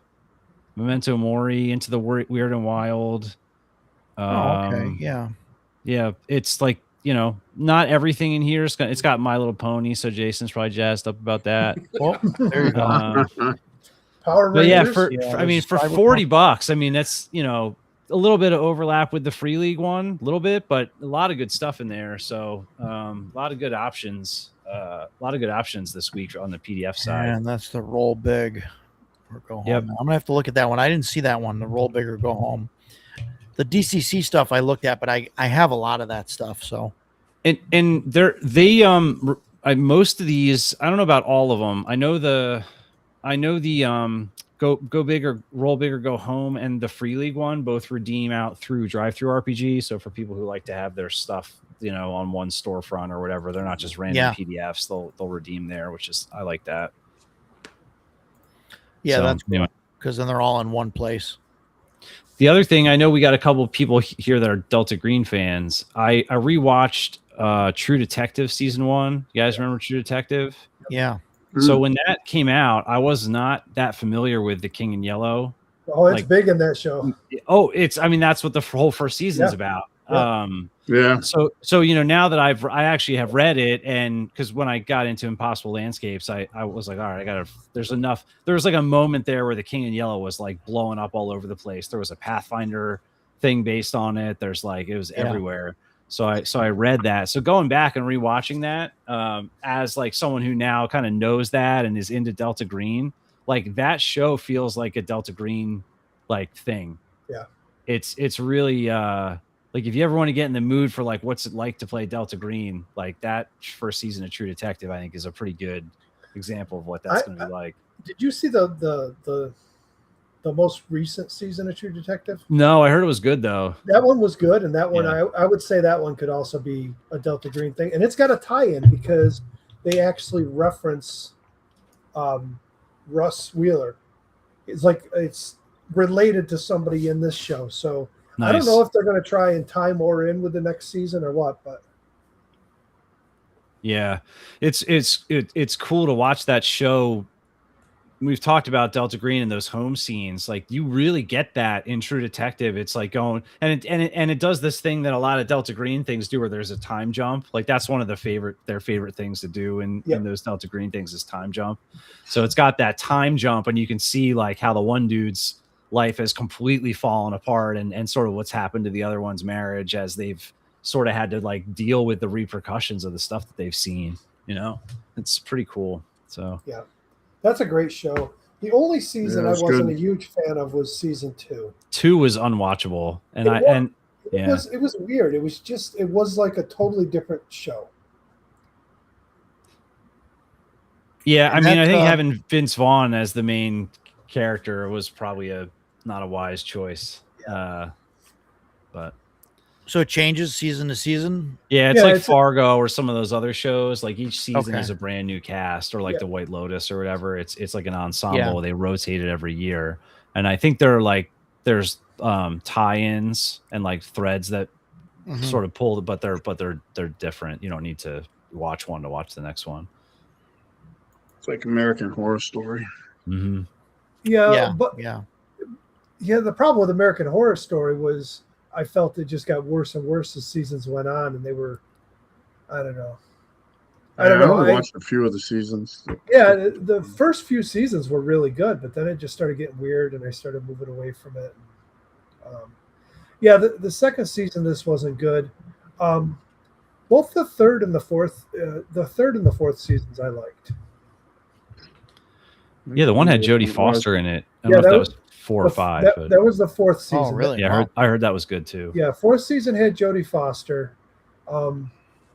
and third season, In True Detective? Is that what we're talking about? yeah, third season takes place in the Ozarks over 3 time periods. It's Arkansas State Police detectives, and it's about missing children. But of course, there's like all the True Detective stuff. There's a element of supernatural that goes with it too. Yeah. Yeah, interesting. I'm gonna have to check that out. Yeah, I'll have to do that True too. I Detective. watched I don't know why I didn't that get into it. one about the King in Yellow, but I haven't watched any of the other ones. It's funny. I'm looking at the Wikipedia, and it says there's a 5th season in development, with Lopez returning as the showrunner, which I'm not sure which one he did. But it's reported that Nicolas Cage is going to star. I don't know if I like that or not. Yeah. I Wow. heard that Spider Noir show is supposed to be exceptionally very good. It's Yeah. very good. I gotta I watch watched- that. Yeah. I Oh, watched you some watched of it, isn't bad. Jason? It's good. You Yeah, I watched I it, watched some Jason? of it. It's good. Yeah, Let me like it. let me ask you guys this then. Sure. Did you watch it in black and white or color? Black and white. Black and white. Is that the better way to watch it? I wouldn't know. I didn't watch it in color. I mean, I assume it is. I will. I I would will assume so say too, but- my son watched. So he started watching it before I did, and he watched it in color. And then when I started watching it with him, we started watching it together. We started it over, and I said, "Well, we got to watch this in black and white. What are you talking about?"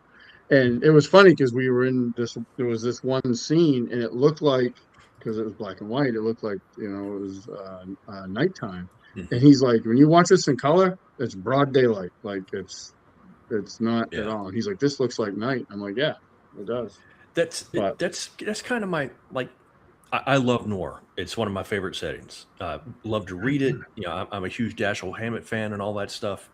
But like we always we look at Nord stuff in black and white because those old movies were filmed in black and white because they didn't have color Yeah. film.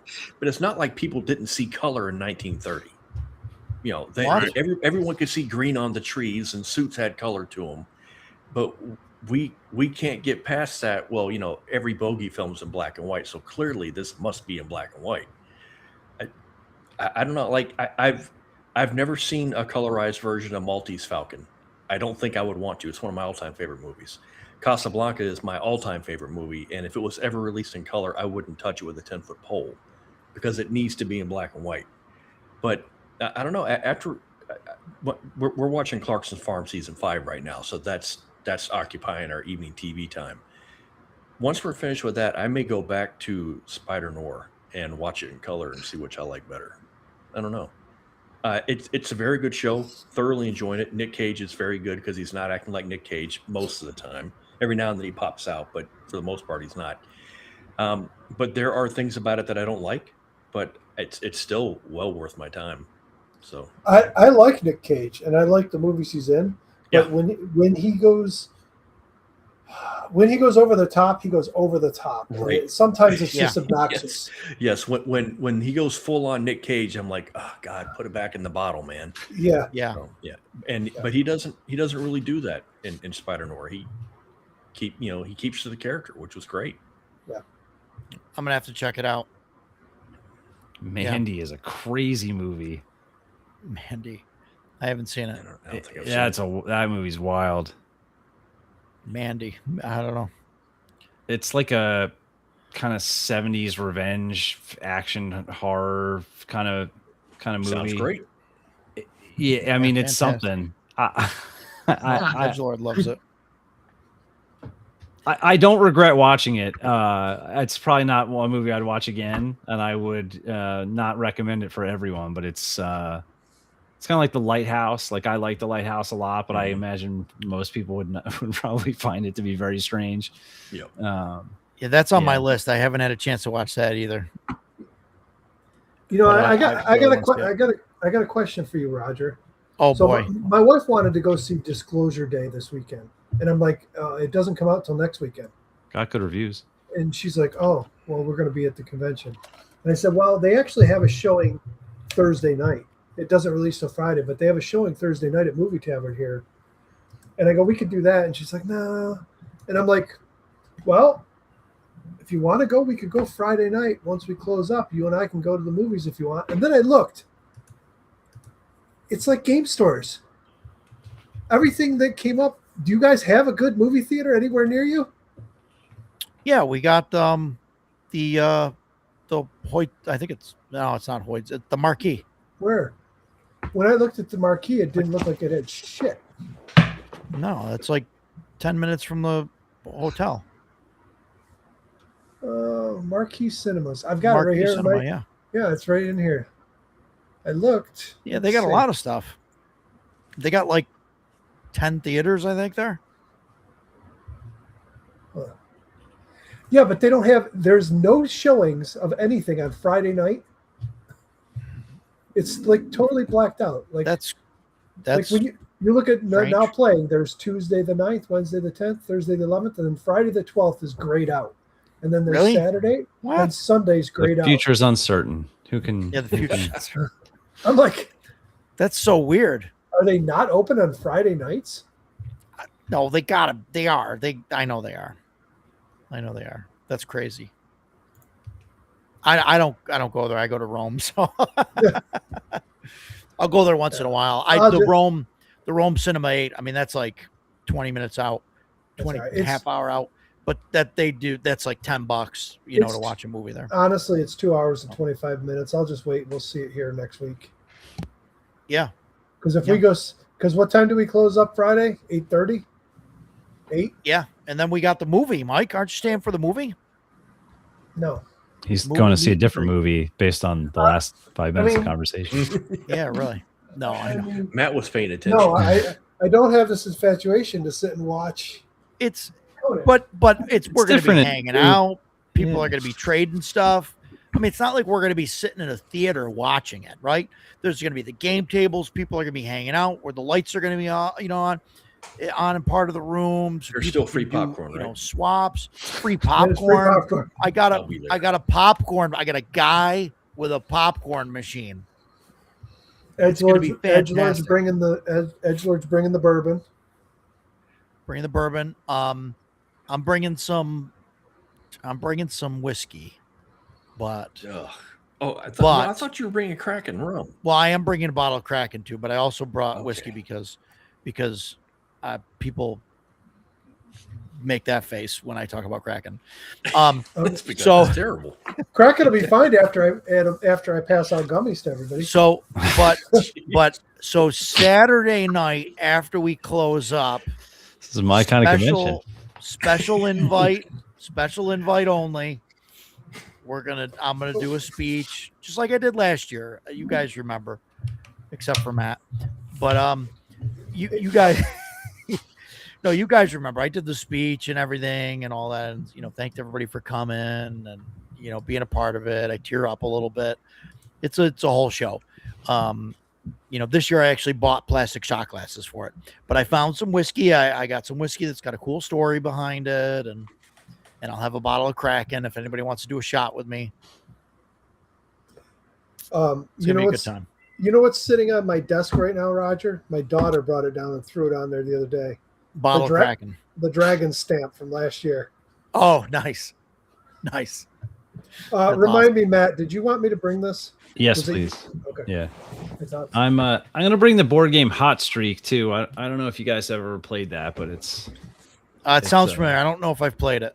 it's basically a party game. There are 4 mascots that are running a race, like you'd see at like a baseball stadium or something. There's Okay. like a hot dog and there's like a big king and stuff like that. And you're basically betting on who's going to win the race. And then it's Okay. sort of like a little deck builder where like you see at the start of the Deck round what all the instructions are. Each mascot has a certain number of instructions so it's like a programming thing. So it'll be like Yeah. move to the left, to fall down, move backwards. Like a Robo Rally Camel Right. Up kind of mix. Yep. And when you see all of those, you can bet, but everybody gets to play a card from their hand and shuffle that into the instruction set. Yeah, So like to- if it's to very screw you up. obvious that one's going to win, people could sabotage it, right? And it's just like a betting game that you run multiple rounds on, but it's a lot of fun you can run it for like 6, 7, 8 people. So I'm going to bring that. Yeah. Should I really liked Camel Up. Camel It's Up a or Camel similar, Up. yeah. But the similar idea. stupid pyramid thing was like so cool, but also like the most annoying thing in the world to like deal Yeah. with. Yeah, Ready Set Bet is another good kind of big party betting game. I've heard of that. Yeah. Mhm. Yeah. Yeah. That's cool. What Should were I- you saying, Mike? Should I bring the Advanced Dungeons and Dragons trivia game? Oh my God. From Dude, what's- 19. So 80 it's something, or? it came out in second edition, but it's AD&D. So I mean, essentially nothing has really changed between Sure, first sure. and second. Spells are the same. Most of that stuff is all the same. Yeah. Bring it. It's a freaking hard game. Oh, I gotta of tell you, course. If you get to like the tier 5 Later, it's gotta be questions, even harder. the tier 5 questions will ask you like some obscure freaking material component needed for some spell that you've never heard of before. Bring it. We'll do something. I don't know, one of the nights. So I'll see if I can whip something together quick, and we'll see who wants to compete and do a trivia thing for like a badge next year or something. What I won't bring is the Dungeons and Dragons Trivial Pursuit game, because that's like Oh God. 5e era. Yeah, no, that's yeah. We played that one night with our group. We played it one time. Yeah, did you guys lose miserably because you have no idea what anything No, is? I won. Oh, nice. I won. It's not surprising the DM wins Yeah. because the players don't ever seem to know. They don't even know Guy- their own character mean- rules. Yeah, you mean the guy that actually read the books? Right. Right. The guy that read the books, Yeah. knows. Yeah. You're lucky if the players know what's on their character sheet, let alone what page their spells on or whatever, right? Right. But no, it's interesting. No, bring it if you want. We'll see. I mean, there might Right. be some time. Friday or Thursday we're gonna be hanging out and playing some games. Friday, who knows? After the movie, I don't know. I might be dead. Who knows? Saturday night, I know I'm going to do the thing, special invite thing. Well, I give them the crayons because otherwise they're going to eat the lead and the pencils. Yeah, there you The go. graphite. Yeah. So I mean, we'll have some extra time here and there to play stuff, hang out. What time are you running your game Thursday? Unsure. Definitely Friday night after everything's set up, I thought you were running a Thursday night. or Thursday night. Sorry, you're right. Thursday night. My brain's frazzled. Thursday night, probably. I don't know, 6, 7 o'clock, maybe. Okay. I mean, yeah. I mean, 2, 3. Gonna start really like setting everything up probably like noon or whatever, and so whatever that's gonna take, and then Jason will get there, and I'll be moving the same table 6 times, and he'll be like, "Okay, good it's enough." fucking fine, leave it." Yeah. Because I'll have to visualize, a fat guy with a backpack maneuvering around everything, and I will stand. I don't know why you're laughing. This is convention planning 101. All right. We're not all in great shape, okay?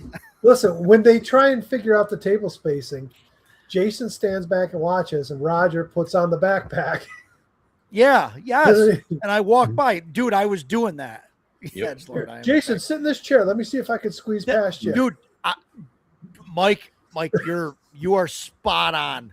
I was literally telling people, all right, sit here comfortably, and you sit here comfortably, and I'm going to try and walk by, and then I would move let's move this table 6 inches that way, and then this one that, I'm not even, I was driving those guys nuts. And, God bless Jason. He was really I think half of it was just okay, let's just do this Placating for you. Roger. It's just placate him. Well, I'm sure he So got he sick can of get you through trying it. to rub your junk on him. But No, it was just watching him get stressed over and over, and we had moved a table 6 inches. Roger, Right. it's these are fine. This Yeah. will be okay. Let's move on to the next thing. Roger, you got all this room there. Why do you keep rubbing on me? You got all that space. Save it for Sunday, man. Good grief. it was, man, it was just and I'm starting to feel the anxiety now, right? Even up to a week before. But last year it was a month ahead of time. I was fretting about it, on every little thing.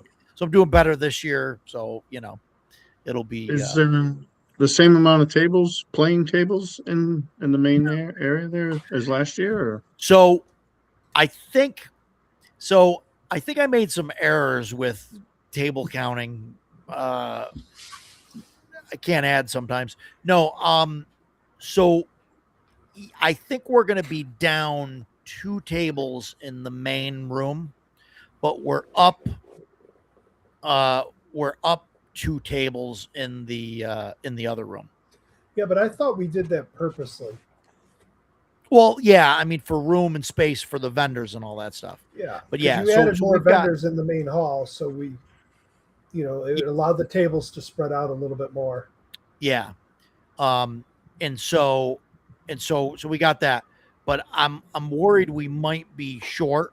So we may end up having to put a game table out in the hallway. I'm not sure. I really don't want to have to do that, but that's what I was trying to figure out today. Set up game tables in the lobby. She Leave open seats and just invite people. Some random couple comes walking in with their suitcases. Come on, Yeah. you want to learn how to just play? come on, sit Yeah. down. They actually told us we could set up two tables in the lobby. 2 game Mhm. tables there. So they really like us. I They were mean, great. They were. the hotel was fantastic. Roger. Yeah. We sold a bunch of rooms for them. George, Get your food. I don't know if I should even say this. George didn't get on the hotel deal. I think they were able to do it for him afterwards, but he like overpaid for his room because he didn't get the. And then this year he made sure he got the deal. I just put in the request for an upgrade yesterday. Oh, did you? Yeah, because I've got the king room. Yeah, which has the king size bed and a pull out sofa bed. the king and the couch. Yeah, But I upgraded to the king suite, which gives a separate bedroom with the king. yeah. And then you have the living room with that, because I'm going to have my wife's going to be there some nights. My daughter. How much is the upgrade on that? It was $28 a night, so $56 for the. Oh, weekend. that's not bad at all. Right. But I don't know. I put in the request for it. I don't find out till I check in. Yeah. But I just figured with having Yeah. at least 3 of us there, it'll give a little bit of privacy. My daughter, Sure. she's going to sleep on the sofa bed, but at least she can be in one room, we can be in the other room, and Yeah. No, that's generally what we do. When we go out to hotels, when it's myself, my wife, and the daughter. Well, I'll try and get like a separate bedroom there, like that. And they once trying to think of where we went. We went and we checked into the hotel. It was a Hilton, and we had the king, the 1-bedroom suite there, and they didn't have it, like wasn't ready or something was wrong with it. So they gave us a free upgrade to a 2-bedroom suite. And so we had like a bedroom with its own bathroom, like space, Nice. and then another bedroom with its own bathroom and space, and then a living area with, a pull-out couch, and then like the whole kitchenette thing and everything. And I was like, this is amazing. Like we've got more space than people. Like this is fantastic. So. when we went to page 1, both of my kids came with us, and we got a second set of rooms. Yeah. Man, that was like, I mean, it was 1 day shorter then, but I still think I spent over $1,500 for 2 rooms for the weekend. Wow. I mean, my Yeah. my room for Paige, because now we end up going for 5 days because we got to set up the day before, Yeah. and we're not driving home in January on a Sunday night because we always hit those snowstorms. So this year we stayed till Monday morning and we drove home. First Yeah, of all, right. the snowstorm had stopped. We drove home and it was perfect weather. But still, even if it's a snowstorm, I would rather drive in the daylight than in the dark on a Sunday night in January, 4 hours. But 5 days, so we spent over $1,000 for a hotel room just for 1 room. So yeah, trying to get 2 rooms. Yeah, it's crazy. Dan, we got something like 25 vendors. I've got 20. So I've got 20 listed for the exhibitors. Well, I have 21 listed on the exhibitors, and one of them backed out. And that was, I believe, the Summer Apothecary. So everybody else there is coming. So that's 20. And then I've got the special guests that have a table. So Greg Gillespie, Joe Block, Neon Lords, Elf Layer Games, and Wizard Tower is on the exhibitor list, I believe. So 4, so 24, unless Wizard Tower is not on. No, Wizard Tower's on. So 20. I believe it's 24 is the total number. But yeah, so there's a lot. Yeah, was it more vendors than North Texas? Wow. Yeah, so we got a lot of them. I mean, look, we're counting Stan as a vendor. We'll give it to him. No, it's his first foray into it. I mean, Stan there, Mike is going to be there. I mean, I could just go through this really quick here. So we've got Sigel Woodcraft Works. They make some gorgeous like dice trays, wooden carved dice trays and stuff. SYC Mail, she's got all sorts of chainmail stuff, chainmail dice bags, things like that, and actual like chainmail stuff. She Tedious there last year? Delirium. No, she was not there last year. Okay. Tedious Delirium. She's got a bunch of different stuff. She had like little potion things. She had dice. I'm trying to think of what else she had that was there that was game related. And then there's Thunderstruck Workshop. That's Mike. He has 3D printed stuff. Treehouse Reading Arts Center. That's the bookstore. Trina's Trinket Trove. She's got some clothes, some custom design like shirts and stuff. She also has dice trays that she makes that has different symbols and stuff in them that she I don't know, I guess she's got a paint or like what do they call that with like screen prints on or something like that. She also I talked to her, she also has she's doing some CNY ones, which will be really cool. So she's got that. There's Troll Den Painting, Two Cousins Pinball. It's the Pinball Hall. Wizard Tower Publishing. That's Don Samora and his stuff there. Blackwall Games, Dion Blackwall. He's gonna have his stuff there. Blue Kabuto. They've got some awesome games that are like in a Chinese takeout food container type of games, and they got a game that looks like a takeout menu. Charming Creations, which is a friend of my daughter's. She sells like shoe charms and buttons, things like that. Dice Drop Dungeoneer. He does 3D printed dice dungeons. It's like a wall mount or a freestanding thing, and they're like different sections of like a dice tower. So like there'll be one with like stairs and one with like a propeller in it or whatever, and you drop the dice down and they go through all this stuff. Dream Castle Gaming, they're a game store in Rome. Duck and Crow Press, they make some really cool OSR modules.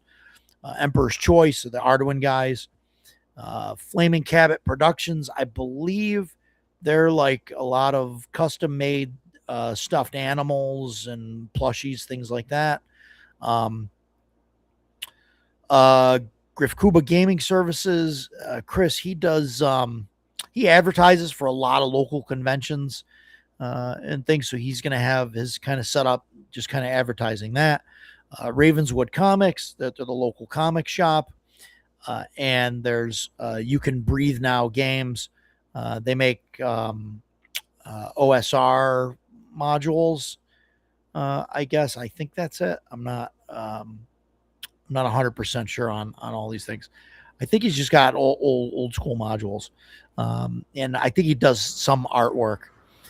So that's that, and then we've got the vendors, and for that are the special guests, and some of them have booths. So we're gonna have Greg Gillespie, that's OSR Publishing. Joe Block, which is BRW Games. Brian Shutter, which is Neon Lords. Jason Vey has Elf Layer Games. And Matt Tapp. We're not sure if he's going to need a table or not to put his stuff. It all depends on how much stuff he can fit into his bag for flying. But yeah, so I think that's everybody. So that should be I don't know, 20 something, 24, I think that is. So yeah, I don't think I missed anybody. But yeah, so that's all the vendors. Yeah, we don't have any like really big tables. I mean, Mike has Mike and Arduin, Emperor's Choice have like the largest tables. That's really it. Everybody else has just like a single table for the most part, one or two tables. So, yeah, good times. Yeah, Pace Center loves his big tables. They do. You know, it's weird. They have like a huge amount of space, but like they only use like the perimeter Yes. tables, and it seems like everything is like super spaced. Like they could fit all that stuff on like 2 tables. I think. I just got to imagine that Ron, because I know he's friends with Ron, he must be giving him a hell of a deal on that. Oh, space, sure. Because it's basically the equivalent of 4 booths. Yeah. Thank you, Agile. And while Agile is here, we got his Kickstarter that is, last I checked, it was just about 90%. I think 90% is like 28, and they're at like 26.8. But that is the Wondrous and Dangerous Consortiums and Zendria World Lore Book. So get on that if you haven't already. So even if it's just to support Agile, he deserves it. He gives the OSR community a lot of love, and I think we owe it to him. He donated 10 passes for veterans and disabled veterans for CNY. So if you're a veteran or if you're a disabled veteran, let us know, and we'll make sure you get in on Agile. So thanks a lot for that. Yeah, 26.8 of 32K. So getting there. And there's a couple weeks left. Yeah, 15 days to go. So cool. Yeah, Agile, no problem. You like I said, you give a lot to the community, so I mean those are definitely the people that I want to see succeed, right? Is the people that give into the community, So absolutely, yeah. So check that out, definitely. So we got like I said, so I think that's like 24, 25 vendors in total, which is probably about where we're going to cap it. I think next year I might cap it at I don't know, probably 20 vendors, and then I'll reserve 5 for like special guests. Just as like I don't think that we I think the gaming to me is more important, to have more space for gaming, and less of the vendor stuff. I mean, it's a smaller convention. I mean, I don't think we need all that. I mean, how do you guys feel about that? I mean, we collectively go to a lot of different small conventions. I mean, Mike, mostly you're a vendor. I think at these conventions. Not mostly. But, well, no, I guess that's right. You only go to a couple really for vending. So what do you guys think about like the number of vendors? Like how many should we have? Is 20 something too much, or? I thought there was. I thought the number was good last year. Like there was a lot of different stuff to look at. We got double that this year. So yeah, perfect. I think it's too many, but we'll see. Yeah. I'm glad that vendors want to come. I'm very happy about that. I want everyone to support small cons, especially this one. But you start getting too many to me, and it starts to get watered down. You get a lot of junk vendors, and some people are going to be insulted by me saying that. I can't care about that. I like what I like, and I don't like what I don't like. And you and I have discussed this at length on our drives to and from these cons. Yeah. I think it was either Mac or it was either Mike or Ducato. I don't remember which. But we were specifically talking about the stuff that we don't like, and like the 3D printed segmented snakes that everybody was selling. Yeah. And then nobody was selling them because everybody had them on the table. How many of those do we need? How many vendors selling chainmail dice bags do we need? Now, I'm using that as an example because I heard you say it. If there's one vendor selling chainmail dice bags, I'm all for it. But if there's a vendor selling specifically chainmail stuff, and then there's Bob the I sell everything, and now he's stealing Yeah. from the chainmail vendor. It starts getting. But Yeah. so it not having not been there, we'll see this weekend. Right now, I think Sure. it's too many. We'll see. It is. I want all of our vendors to do well. Last year, Yeah, Mike absolutely. came and planned on being there one day. He did so well, he stayed for both days. Awesome. I want that to happen again this year. I want Mike to walk out of the con with a fat stack of cash in his pocket. And I So do want I. that. I want that. No, So do I. That would be I- great. I don't want him to walk out with a fat stack of cash. I want him to make a fat stack of cash, but I want him to reinvest in all the other vendors. Oh, there's already some stuff I'll be buying, I'm sure. But Yeah, I think aside- as long as there's not a lot of duplication and stuff that's like outside of the gaming sphere, like Jason's saying, I don't give a crap about, you know, So candles how or many whatever. how you many know, soap and silly- candle vendors should we have? zero. all of them, And all of them. that's thinking about a con that you and I go to fairly frequently, there's the woman that sells the soap. I can't go anywhere near because those scents make me nauseous. I can't be around that stuff. And then on the other side of the room, there's the morbidly obese woman selling cupcakes, and I'm just like, okay, seeing you makes me not want to buy cupcakes because I'm like, okay, I'm sucking down a fat pill, but that's just me. I know for a fact you like those cupcakes. She sells out like- every year. I know they came out, but that's not what I'm saying. She sells out every single con. So she's clearly selling something that people want. It's just not something that I want. There was Yes, I was calling Roger a fat bastard. I don't want them, but you obviously, sir, are. in August every year here. There's a show in one of the parks here in Auburn, and it's a big show. It fills up the whole park. It's a big show, and we did it one year. And right around the corner from us, there's a woman, full tent, big U-shaped table. The only thing on it was the biggest pile of chocolate chip cookies you've ever seen, and they were like this big each, and just this.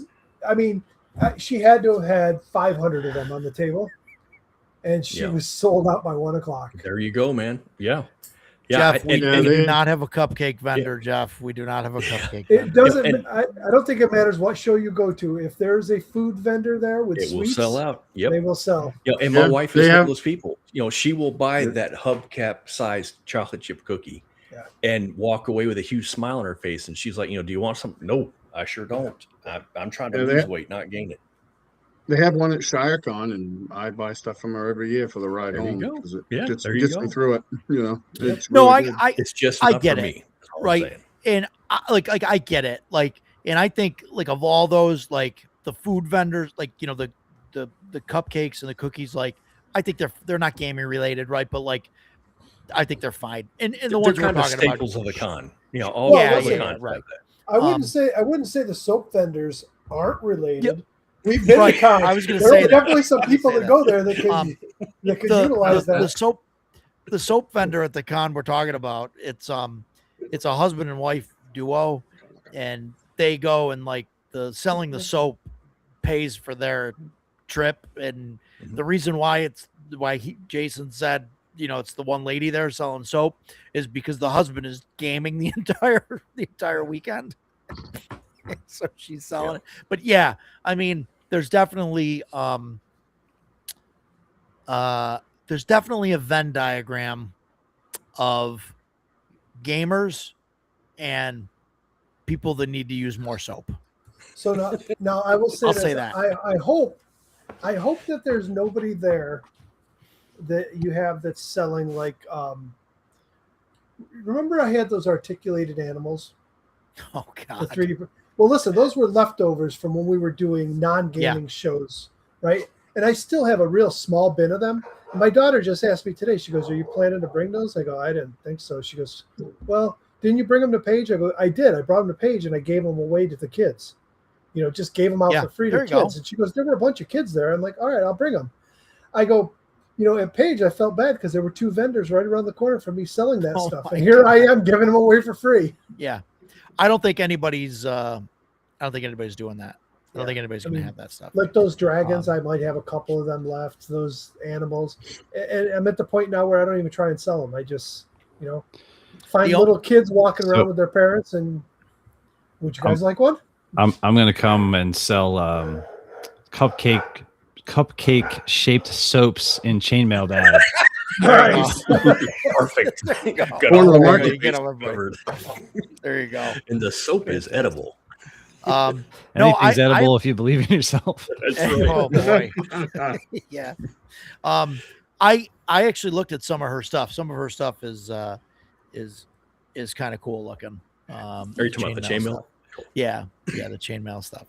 So Is there anybody um, selling crocheted animals? Because my daughter will just be obsessed and have to buy stuff. oh my god, are you kidding me? I'll Every time I go to a show, it's too she's late like, for she'll come walking up and look what I bought. I'm like, oh my god. it's too late now, but I do know somebody that makes the crochet No, animals. we and don't stuff. need them there. I'll see if they can bring But- some. No, we don't need them there because the problem is I never make my daughter buy her own stuff because she comes and helps me. So when she wants things, I just buy them. Yeah. So I don't Yeah, want to I buy hear you. more crocheted animals for my almost 19-year-old daughter. But she'll Yeah. be like, "Dad, I want that. That's cool." There is somebody that's got custom made animals. So I don't know. We'll see. Maybe she'll buy a bunch of them.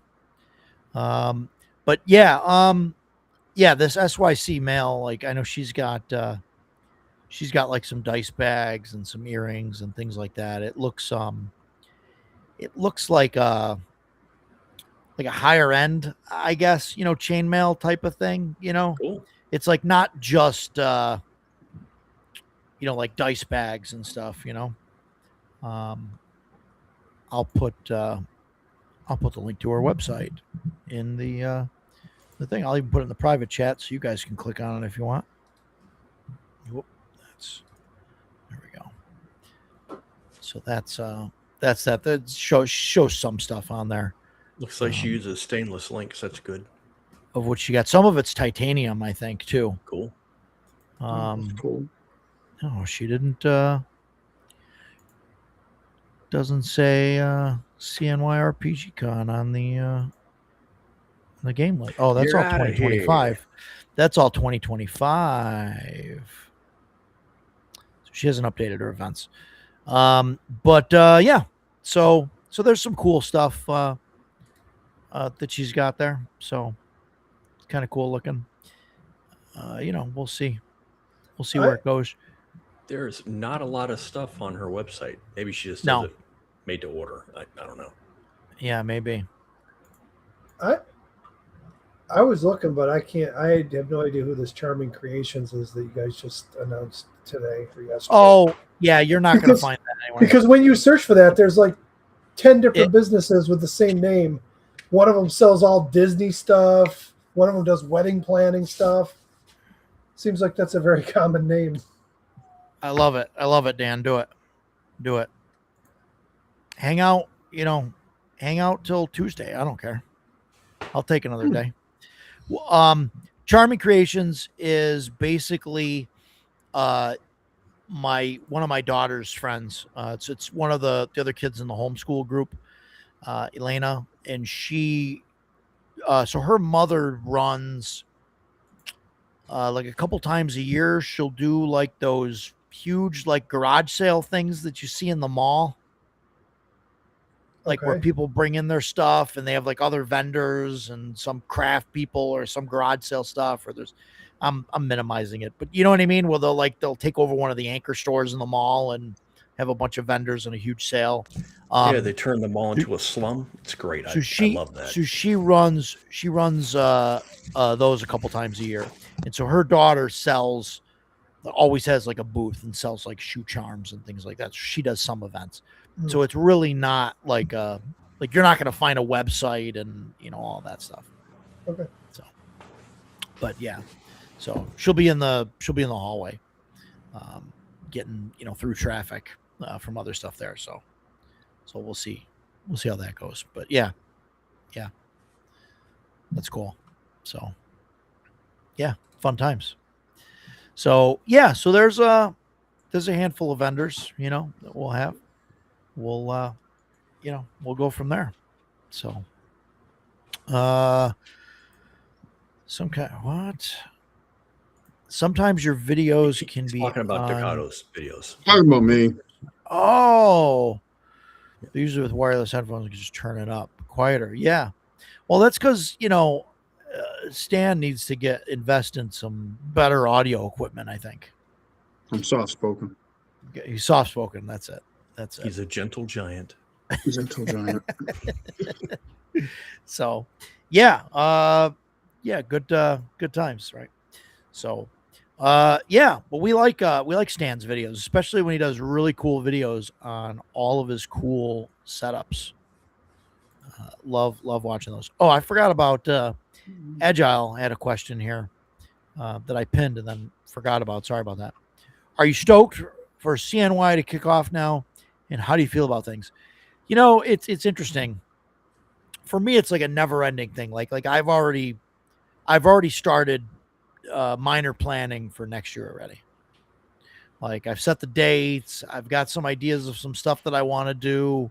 I'm already going like down those roads to figure that stuff out. So I'm kind of always in like the planning stage now. So there's Are you keeping pausing? it the same week? Yeah, Okay. I am. Because I don't know if you saw, but somebody else moved their convention into June now. Oh no, I didn't see that. The one that just ended last weekend is now the end of June next year. Oh, okay. Okay. I mean, that's fine. Yeah, I didn't know if you. That's why I was just asking if you kept it the same week. Yeah, I'm keeping the same week. Okay. That's going to be this weekend for Forever. I don't know, for probably ever. Like I considered moving it to July at one point, but it would have to be mid-July, and I don't know. I July's a don't tough think that's a time. great. Yeah, right. So I think that this is fine. I mean, it sucks being a week after North Texas. I didn't think something that far away would really affect us. I mean, Mike didn't either. I mean, but and it's not like a huge thing anyway. Like whoever's going to go to North Texas is going to go to North Texas, right? Well, it does make a difference when it comes to special guests, though. Sure. But I mean, it is what it is. I think it's fine. And so this is probably where I'll stay. But yeah, I'm feeling great about things. I mean, my anxiety's starting to go up this week, but other than that, I mean, like everything's going good. Planning's going well, so it's good. So yeah, I'm excited for it. I'm excited for like everybody to be here and stuff to go and everything to just games to start happening and everything. Like seeing that and seeing everybody happy and that going on, that's like my whole thing. I love it, so That's your goal. Yeah, in that's- life, is to make people happy. just to make people happy. Well, I mean, it's not just like make people happy, right? But like the gaming community, like when I see the gaming community happy, like people going around gaming and I can look around and say, hey, I did this, like I brought all these people together type of thing. Like, I mean, it's a good feeling, like, I mean, I wouldn't say that in general, but as far as gaming and stuff, like that's my goal, right? To like bring people together to game. Like that's all I want to get out of this. Yeah, that was So. definitely a high point last year. You and I were standing there at the edge looking around, and I had a big smile on my face, and you kind of looked stunned, like you had Yeah. big saucer eyes, and you looked at me and you said, "I did this." And I was like, "Yeah, man, you sure did." I mean, that Yeah, was like the thing. That was a good feeling. Because I mean, up until that point, like in my brain, there was going to be 20 of us in a room hanging out, and Yeah. I was going to lose $2,000. Well, you would have lost and- because I told you I was Well, going to go. NFTs. right? No, right, absolutely. But I mean, and I was content with that. I was like, okay, cool. But Yeah. like, and then it like like at that moment was like the moment that Saturday morning. That was like when the rushing stopped and like you know, and I like had a minute to like take a breath and like looked around and was like, holy shit, this actually like I pulled this off, like it worked. Yeah. At that Like- point, the con was kind of running itself. It didn't require, Right. 100% supervision. Yeah. Right. It's great. Oh, Agile. So thank you, Agile. You just don't know But- them well enough is all that is. Yeah, you just yeah, there you go. Get to know me a little bit better. You'll understand. But yeah, and yeah, so this year's definitely a lot easier on my anxiety, levels. It's still there. I'm still a little nervous about, everything, just wanting everything to go, perfect. Like, I was on the phone with Jason a couple days ago, and he was like, what do you got to worry about? Like, it's fine. And I was like, there's lots of shit. I'm like I talked about the fire alarm at North Texas. And What he's if there's a thunderstorm and we lose I'm like, power? weather. Yeah. I'm like, So? weather. He's like, what, do you lose power? I was like, yeah, we could lose power. And like, So everybody's going to like, what are we going to do? Like, maybe everybody's I got should cell bring phones. lights and stuff. Like, I'm like, I get Go- into that. Go buy yourself a giant thing of freaking candles. A Bring big the thing hotel of down. big thing of like tea light candles at Walmart. It'll cost you next to nothing. Throw a couple of them on every table, and they'll keep Yeah. playing. Throw some tea lights out there. And yeah. Yeah. Um, It's mood lighting. No, but There's my just things like my that, point to that was, you can't control the weather, man. And, we can't bring a 50,000 watt generator, park it outside and fill it Just full of in diesel because Kathy Holcher will come down and smite us. But, just in case. you can't worry about that. So, Yeah. you can, but you shouldn't. Yeah. We're going to play. Everything's going to be fine. It's going to be great. It's going to be a good time, just like last year. Won't be any problem. Yeah. Selling cake and deodorant. Yeah. Seems like a winning vendor plan. Yeah. There are Um, times talking to you that I'm convinced that underneath that hat you've got tinfoil under there. Oh, Because you No think comment. No comment. you're paranoid and think the worst of everything. yes. I'm like, Yes. Sometimes, yeah. so you got that tinfoil hat. It's just hidden by your ball cap. Yeah, No, yeah, probably, He had yeah. surgery and they split his scalp, peeled it back, put a coat of tinfoil up there, and then pushed the hair back and It's the sewed it dome, up. Yeah. That's why he wears the hat. Yeah. Yeah, no, I know. I just think about all that stuff. I don't know. That's the way I am, so He just wants the rest of us to tell him he's doing a good job and inflate his ego. And oh, That's I what do it stroke is. the ego. Do it. Yeah. Do it. Yeah. No, that's definitely no, Roger, that's why I nothing did to all worry this. about. You're doing a great job, Roger. You're right. Thanks, Mike. Okay. That's why I did You're all the this. I best. planned this whole thing, this whole convention. I planned the whole thing, did everything, got it all going. Gonna do this every year just because I want. Like somebody to Agile pat me Monk on the says, back. we love you because of it. There you go. See, that's what does it for me. That's what does it for Here, me right I'll, there. I'll smash his ego down, though. Yeah, you're gonna have a great con, but you can't seem to get a Sunday group to stay together. How's Oh, that that's feel? true. That's true. Oh, I'm gonna join Fired. Mike's group. Yeah. I don't know if you want that either. Yeah, I know. No, that actually get has it. nothing to do with Roger. No, No. well, some of it is. Some of it is. All right, all of it is. The hell with you. Well, no, I mean because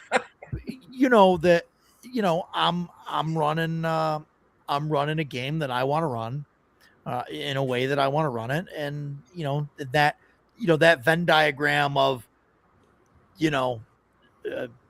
tabletop RPG players, right? And then there's another circle in there of like that don't play the latest version of Dungeons and Dragons, and and that want to play like an open world kind of game, and I mean it all. You get stuck with like 3 people. So There we go. that's where we're at.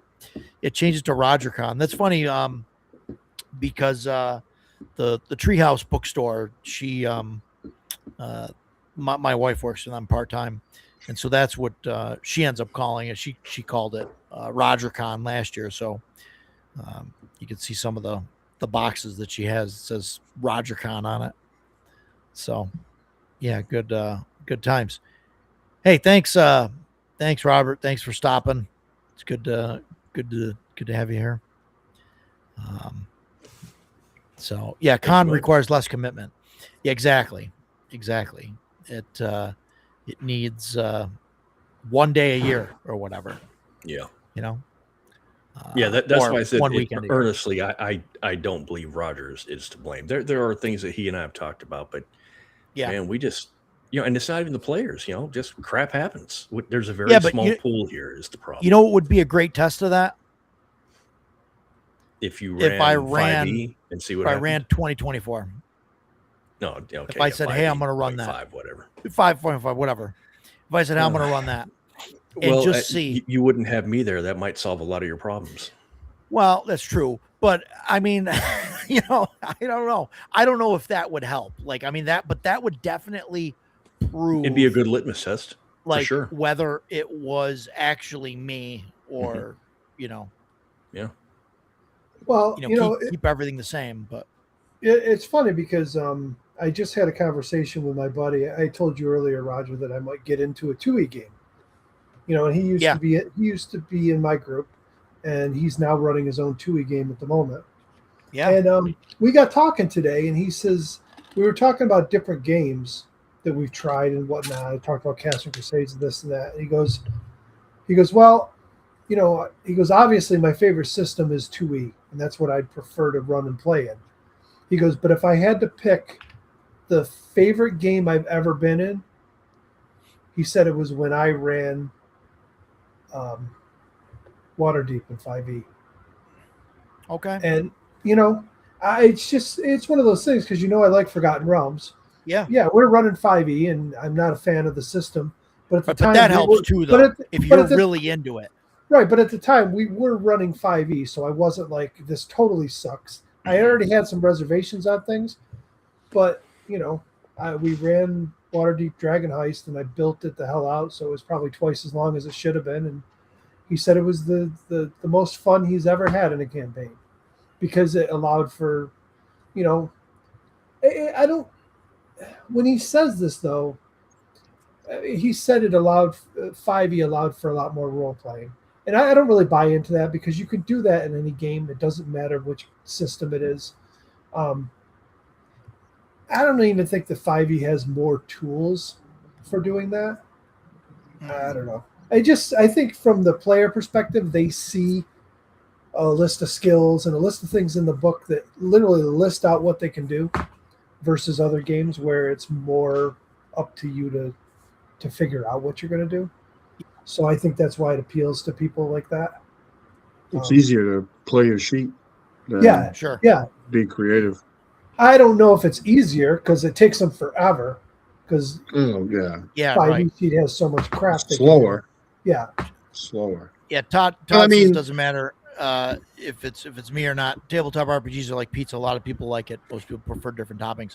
It's interesting you bring that up. Around here, I don't know if it's like this everywhere or if it's just upstate New York, but we can't even agree on what type of pizza, let alone forget get into the toppings, because we've got like deep dish and New York style, Chicago style. We've got Utica style pizza here, which some people call it upside down pizza. And I mean, we can't even decide on that even before we get the toppings. So I don't know if that's just a Utica problem or what. Hey, Edgelord, I'd be careful. Just so you know, there's a back door right near the gaming hall, and Jason and I might drag you out there if you keep trash talking 2E too much. Wow. 3E might be better than 2E. I like both systems. I have bad memories from both systems, and I have a boatload of very fond memories from both systems. I'd be happy playing either one. I never played 3E, so I can't speak on it. I do know that when I was getting back into the game, I bought some 3E books, and it was not what I remembered the game. And when you take 15 years off from the game, and then you pick up a new edition of it, it never stuck with me. So 3 and 4 just got skipped entirely. Yeah, I've played them all. Yeah. I mean, and I've and not just like one session. Oh, I don't like this. Like I lengthily played all the D&D systems, and everybody already knows how I feel about 5e, and 4e is just better to be forgotten. Third edition, man, it for me it had the same impact that 5th edition has had. Like it reinvigorated it because people were playing 2e. Our books were all falling apart. And I was with military, so all of our stuff was all falling apart because 2e had gone out of publication. And then when 3e came in, I mean, I don't know, it was like a supercharged Dungeons and Dragons adventure. I mean, like I loved it. Now, towards the end of its run, it had the same problems that Pathfinder had. Here's a million splat books that you don't need, and it's given it too many player options and all that stuff. But man, I just remember picking up 3.5. My group skipped 3.0. I picked up 3.5 and opened it up, and I loved everything about it. I really did. It started to have too many skills and too many feats. In fact, I was playing a monk once, story time. I was playing a monk, and I told the DM, because I just wanted it to look cool. That's all I cared about. We were fighting an ogre, and I wanted to run up the wall, use the wall as a springboard, jump off, and punch the ogre. That was it. I mean, I wasn't looking for a bonus or anything like that. I just wanted to be cinematic and look cool. I had to do a run check, a jump check, an acrobat check, and then swing. I failed my acrobat check and hit the wall and fell, and I'm like, okay, this is ridiculous. I just want it to look cool. But, and in 2e, I could say I'm going to run up, spring off the wall, and punch the ogre, and he's going to say roll to hit. If you hit, great, you hit. Some of that's a bad GM thing, though. Right. And everybody's like, yeah, that was cool, man. But in 3.5, it's got these skills, so we got to roll those skills. So I mean, it's definitely got its negatives, but all in all, man, God, I have so many fond memories of playing 3.5. Edgelord, if you think that 2e is crunchier and worse organized than 3.5, then you must be adding in the late splat books. Oh boy. And the player's option stuff. Yeah. Because if you just take core 2e versus core 3.5, they're night and day difference, and 2e is way less crunchy. And I think 2e is very well organized if you just stick with the core books. Mm-hmm. Sure. I mean, if you're sticking with the core books, yeah. But 3.5, if you jump years into 3.5 and you start buying every splat book for that, it's a mess too. Oh, it's a mess. It's absolutely a mess. Saying. Yeah, absolutely. Yeah. No, I agreed, and that was one of my biggest problems. So we're just over the 3-hour mark, so I think it's a good place to call it here. I got some stuff I got to do yet. Me too. I'm going to play Red Dead for an hour before I go to bed. I don't know, Edgelord. We'll have to fight that one out. Let's save that one. Let's save that one. Maybe we're gonna have to sit down with you and show you how to make race a at the character. convention. I'm not sure how it takes any more time to make it. Yeah, I don't know. We'll have to get your core books ready, sharpen your pencils, and this sounds like a blast to me. I think we should totally do this. I'm not sure we're even talking about the same games here. We'll take a 3.5 and a 2e. We'll get the books out. We'll time everybody. I'll randomly decide on like a race class. It's gotta be one that's in both. Yeah. I can make a 2e character. Yeah, make a level 3 human fighter. Go. Give me 5 minutes. Well, yeah, right. Sounds Yeah, good. Stopwatch. Yeah. But yeah, we'll have to. We'll talk over bourbon. Yeah, we'll figure it out. We'll do something. We'll see. Character generation contest. So, but yeah, so we'll see you guys. We'll see everybody at the con. Can't wait. It's going to be fantastic. Can't wait to see all you guys out there at the convention. I know some of you are going to be there. It's going to be great. Can't wait. There's something to be said for 3d6 down the line, roll for hit points. So see you guys in a couple days. It's going to be a blast. I can't wait. We'll see you guys there. thanks everybody so much for coming. Please don't forget, like, share, subscribe, all of that, fun stuff that I never say. But we'll see you guys on the next one. Maybe we'll do a live stream from the convention. I don't know. I got some stuff set up to Everybody's do going to that. be there. But We'll we'll just see. be talking to people. You won't Well, have an no. audience. They're I all mean, gonna I might do a walk around and just interview people, do a live stream and just talk to people. But we'll see. Cool. We'll see how it goes. Our 7 viewers will all be there. That's right. Yeah. S Lord, what do you think? So, yeah. No, we'll talk. I would go around, talk to the vendors and stuff. I think it might be cool.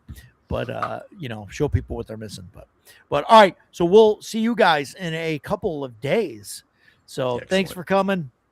Take care, everybody. Bye.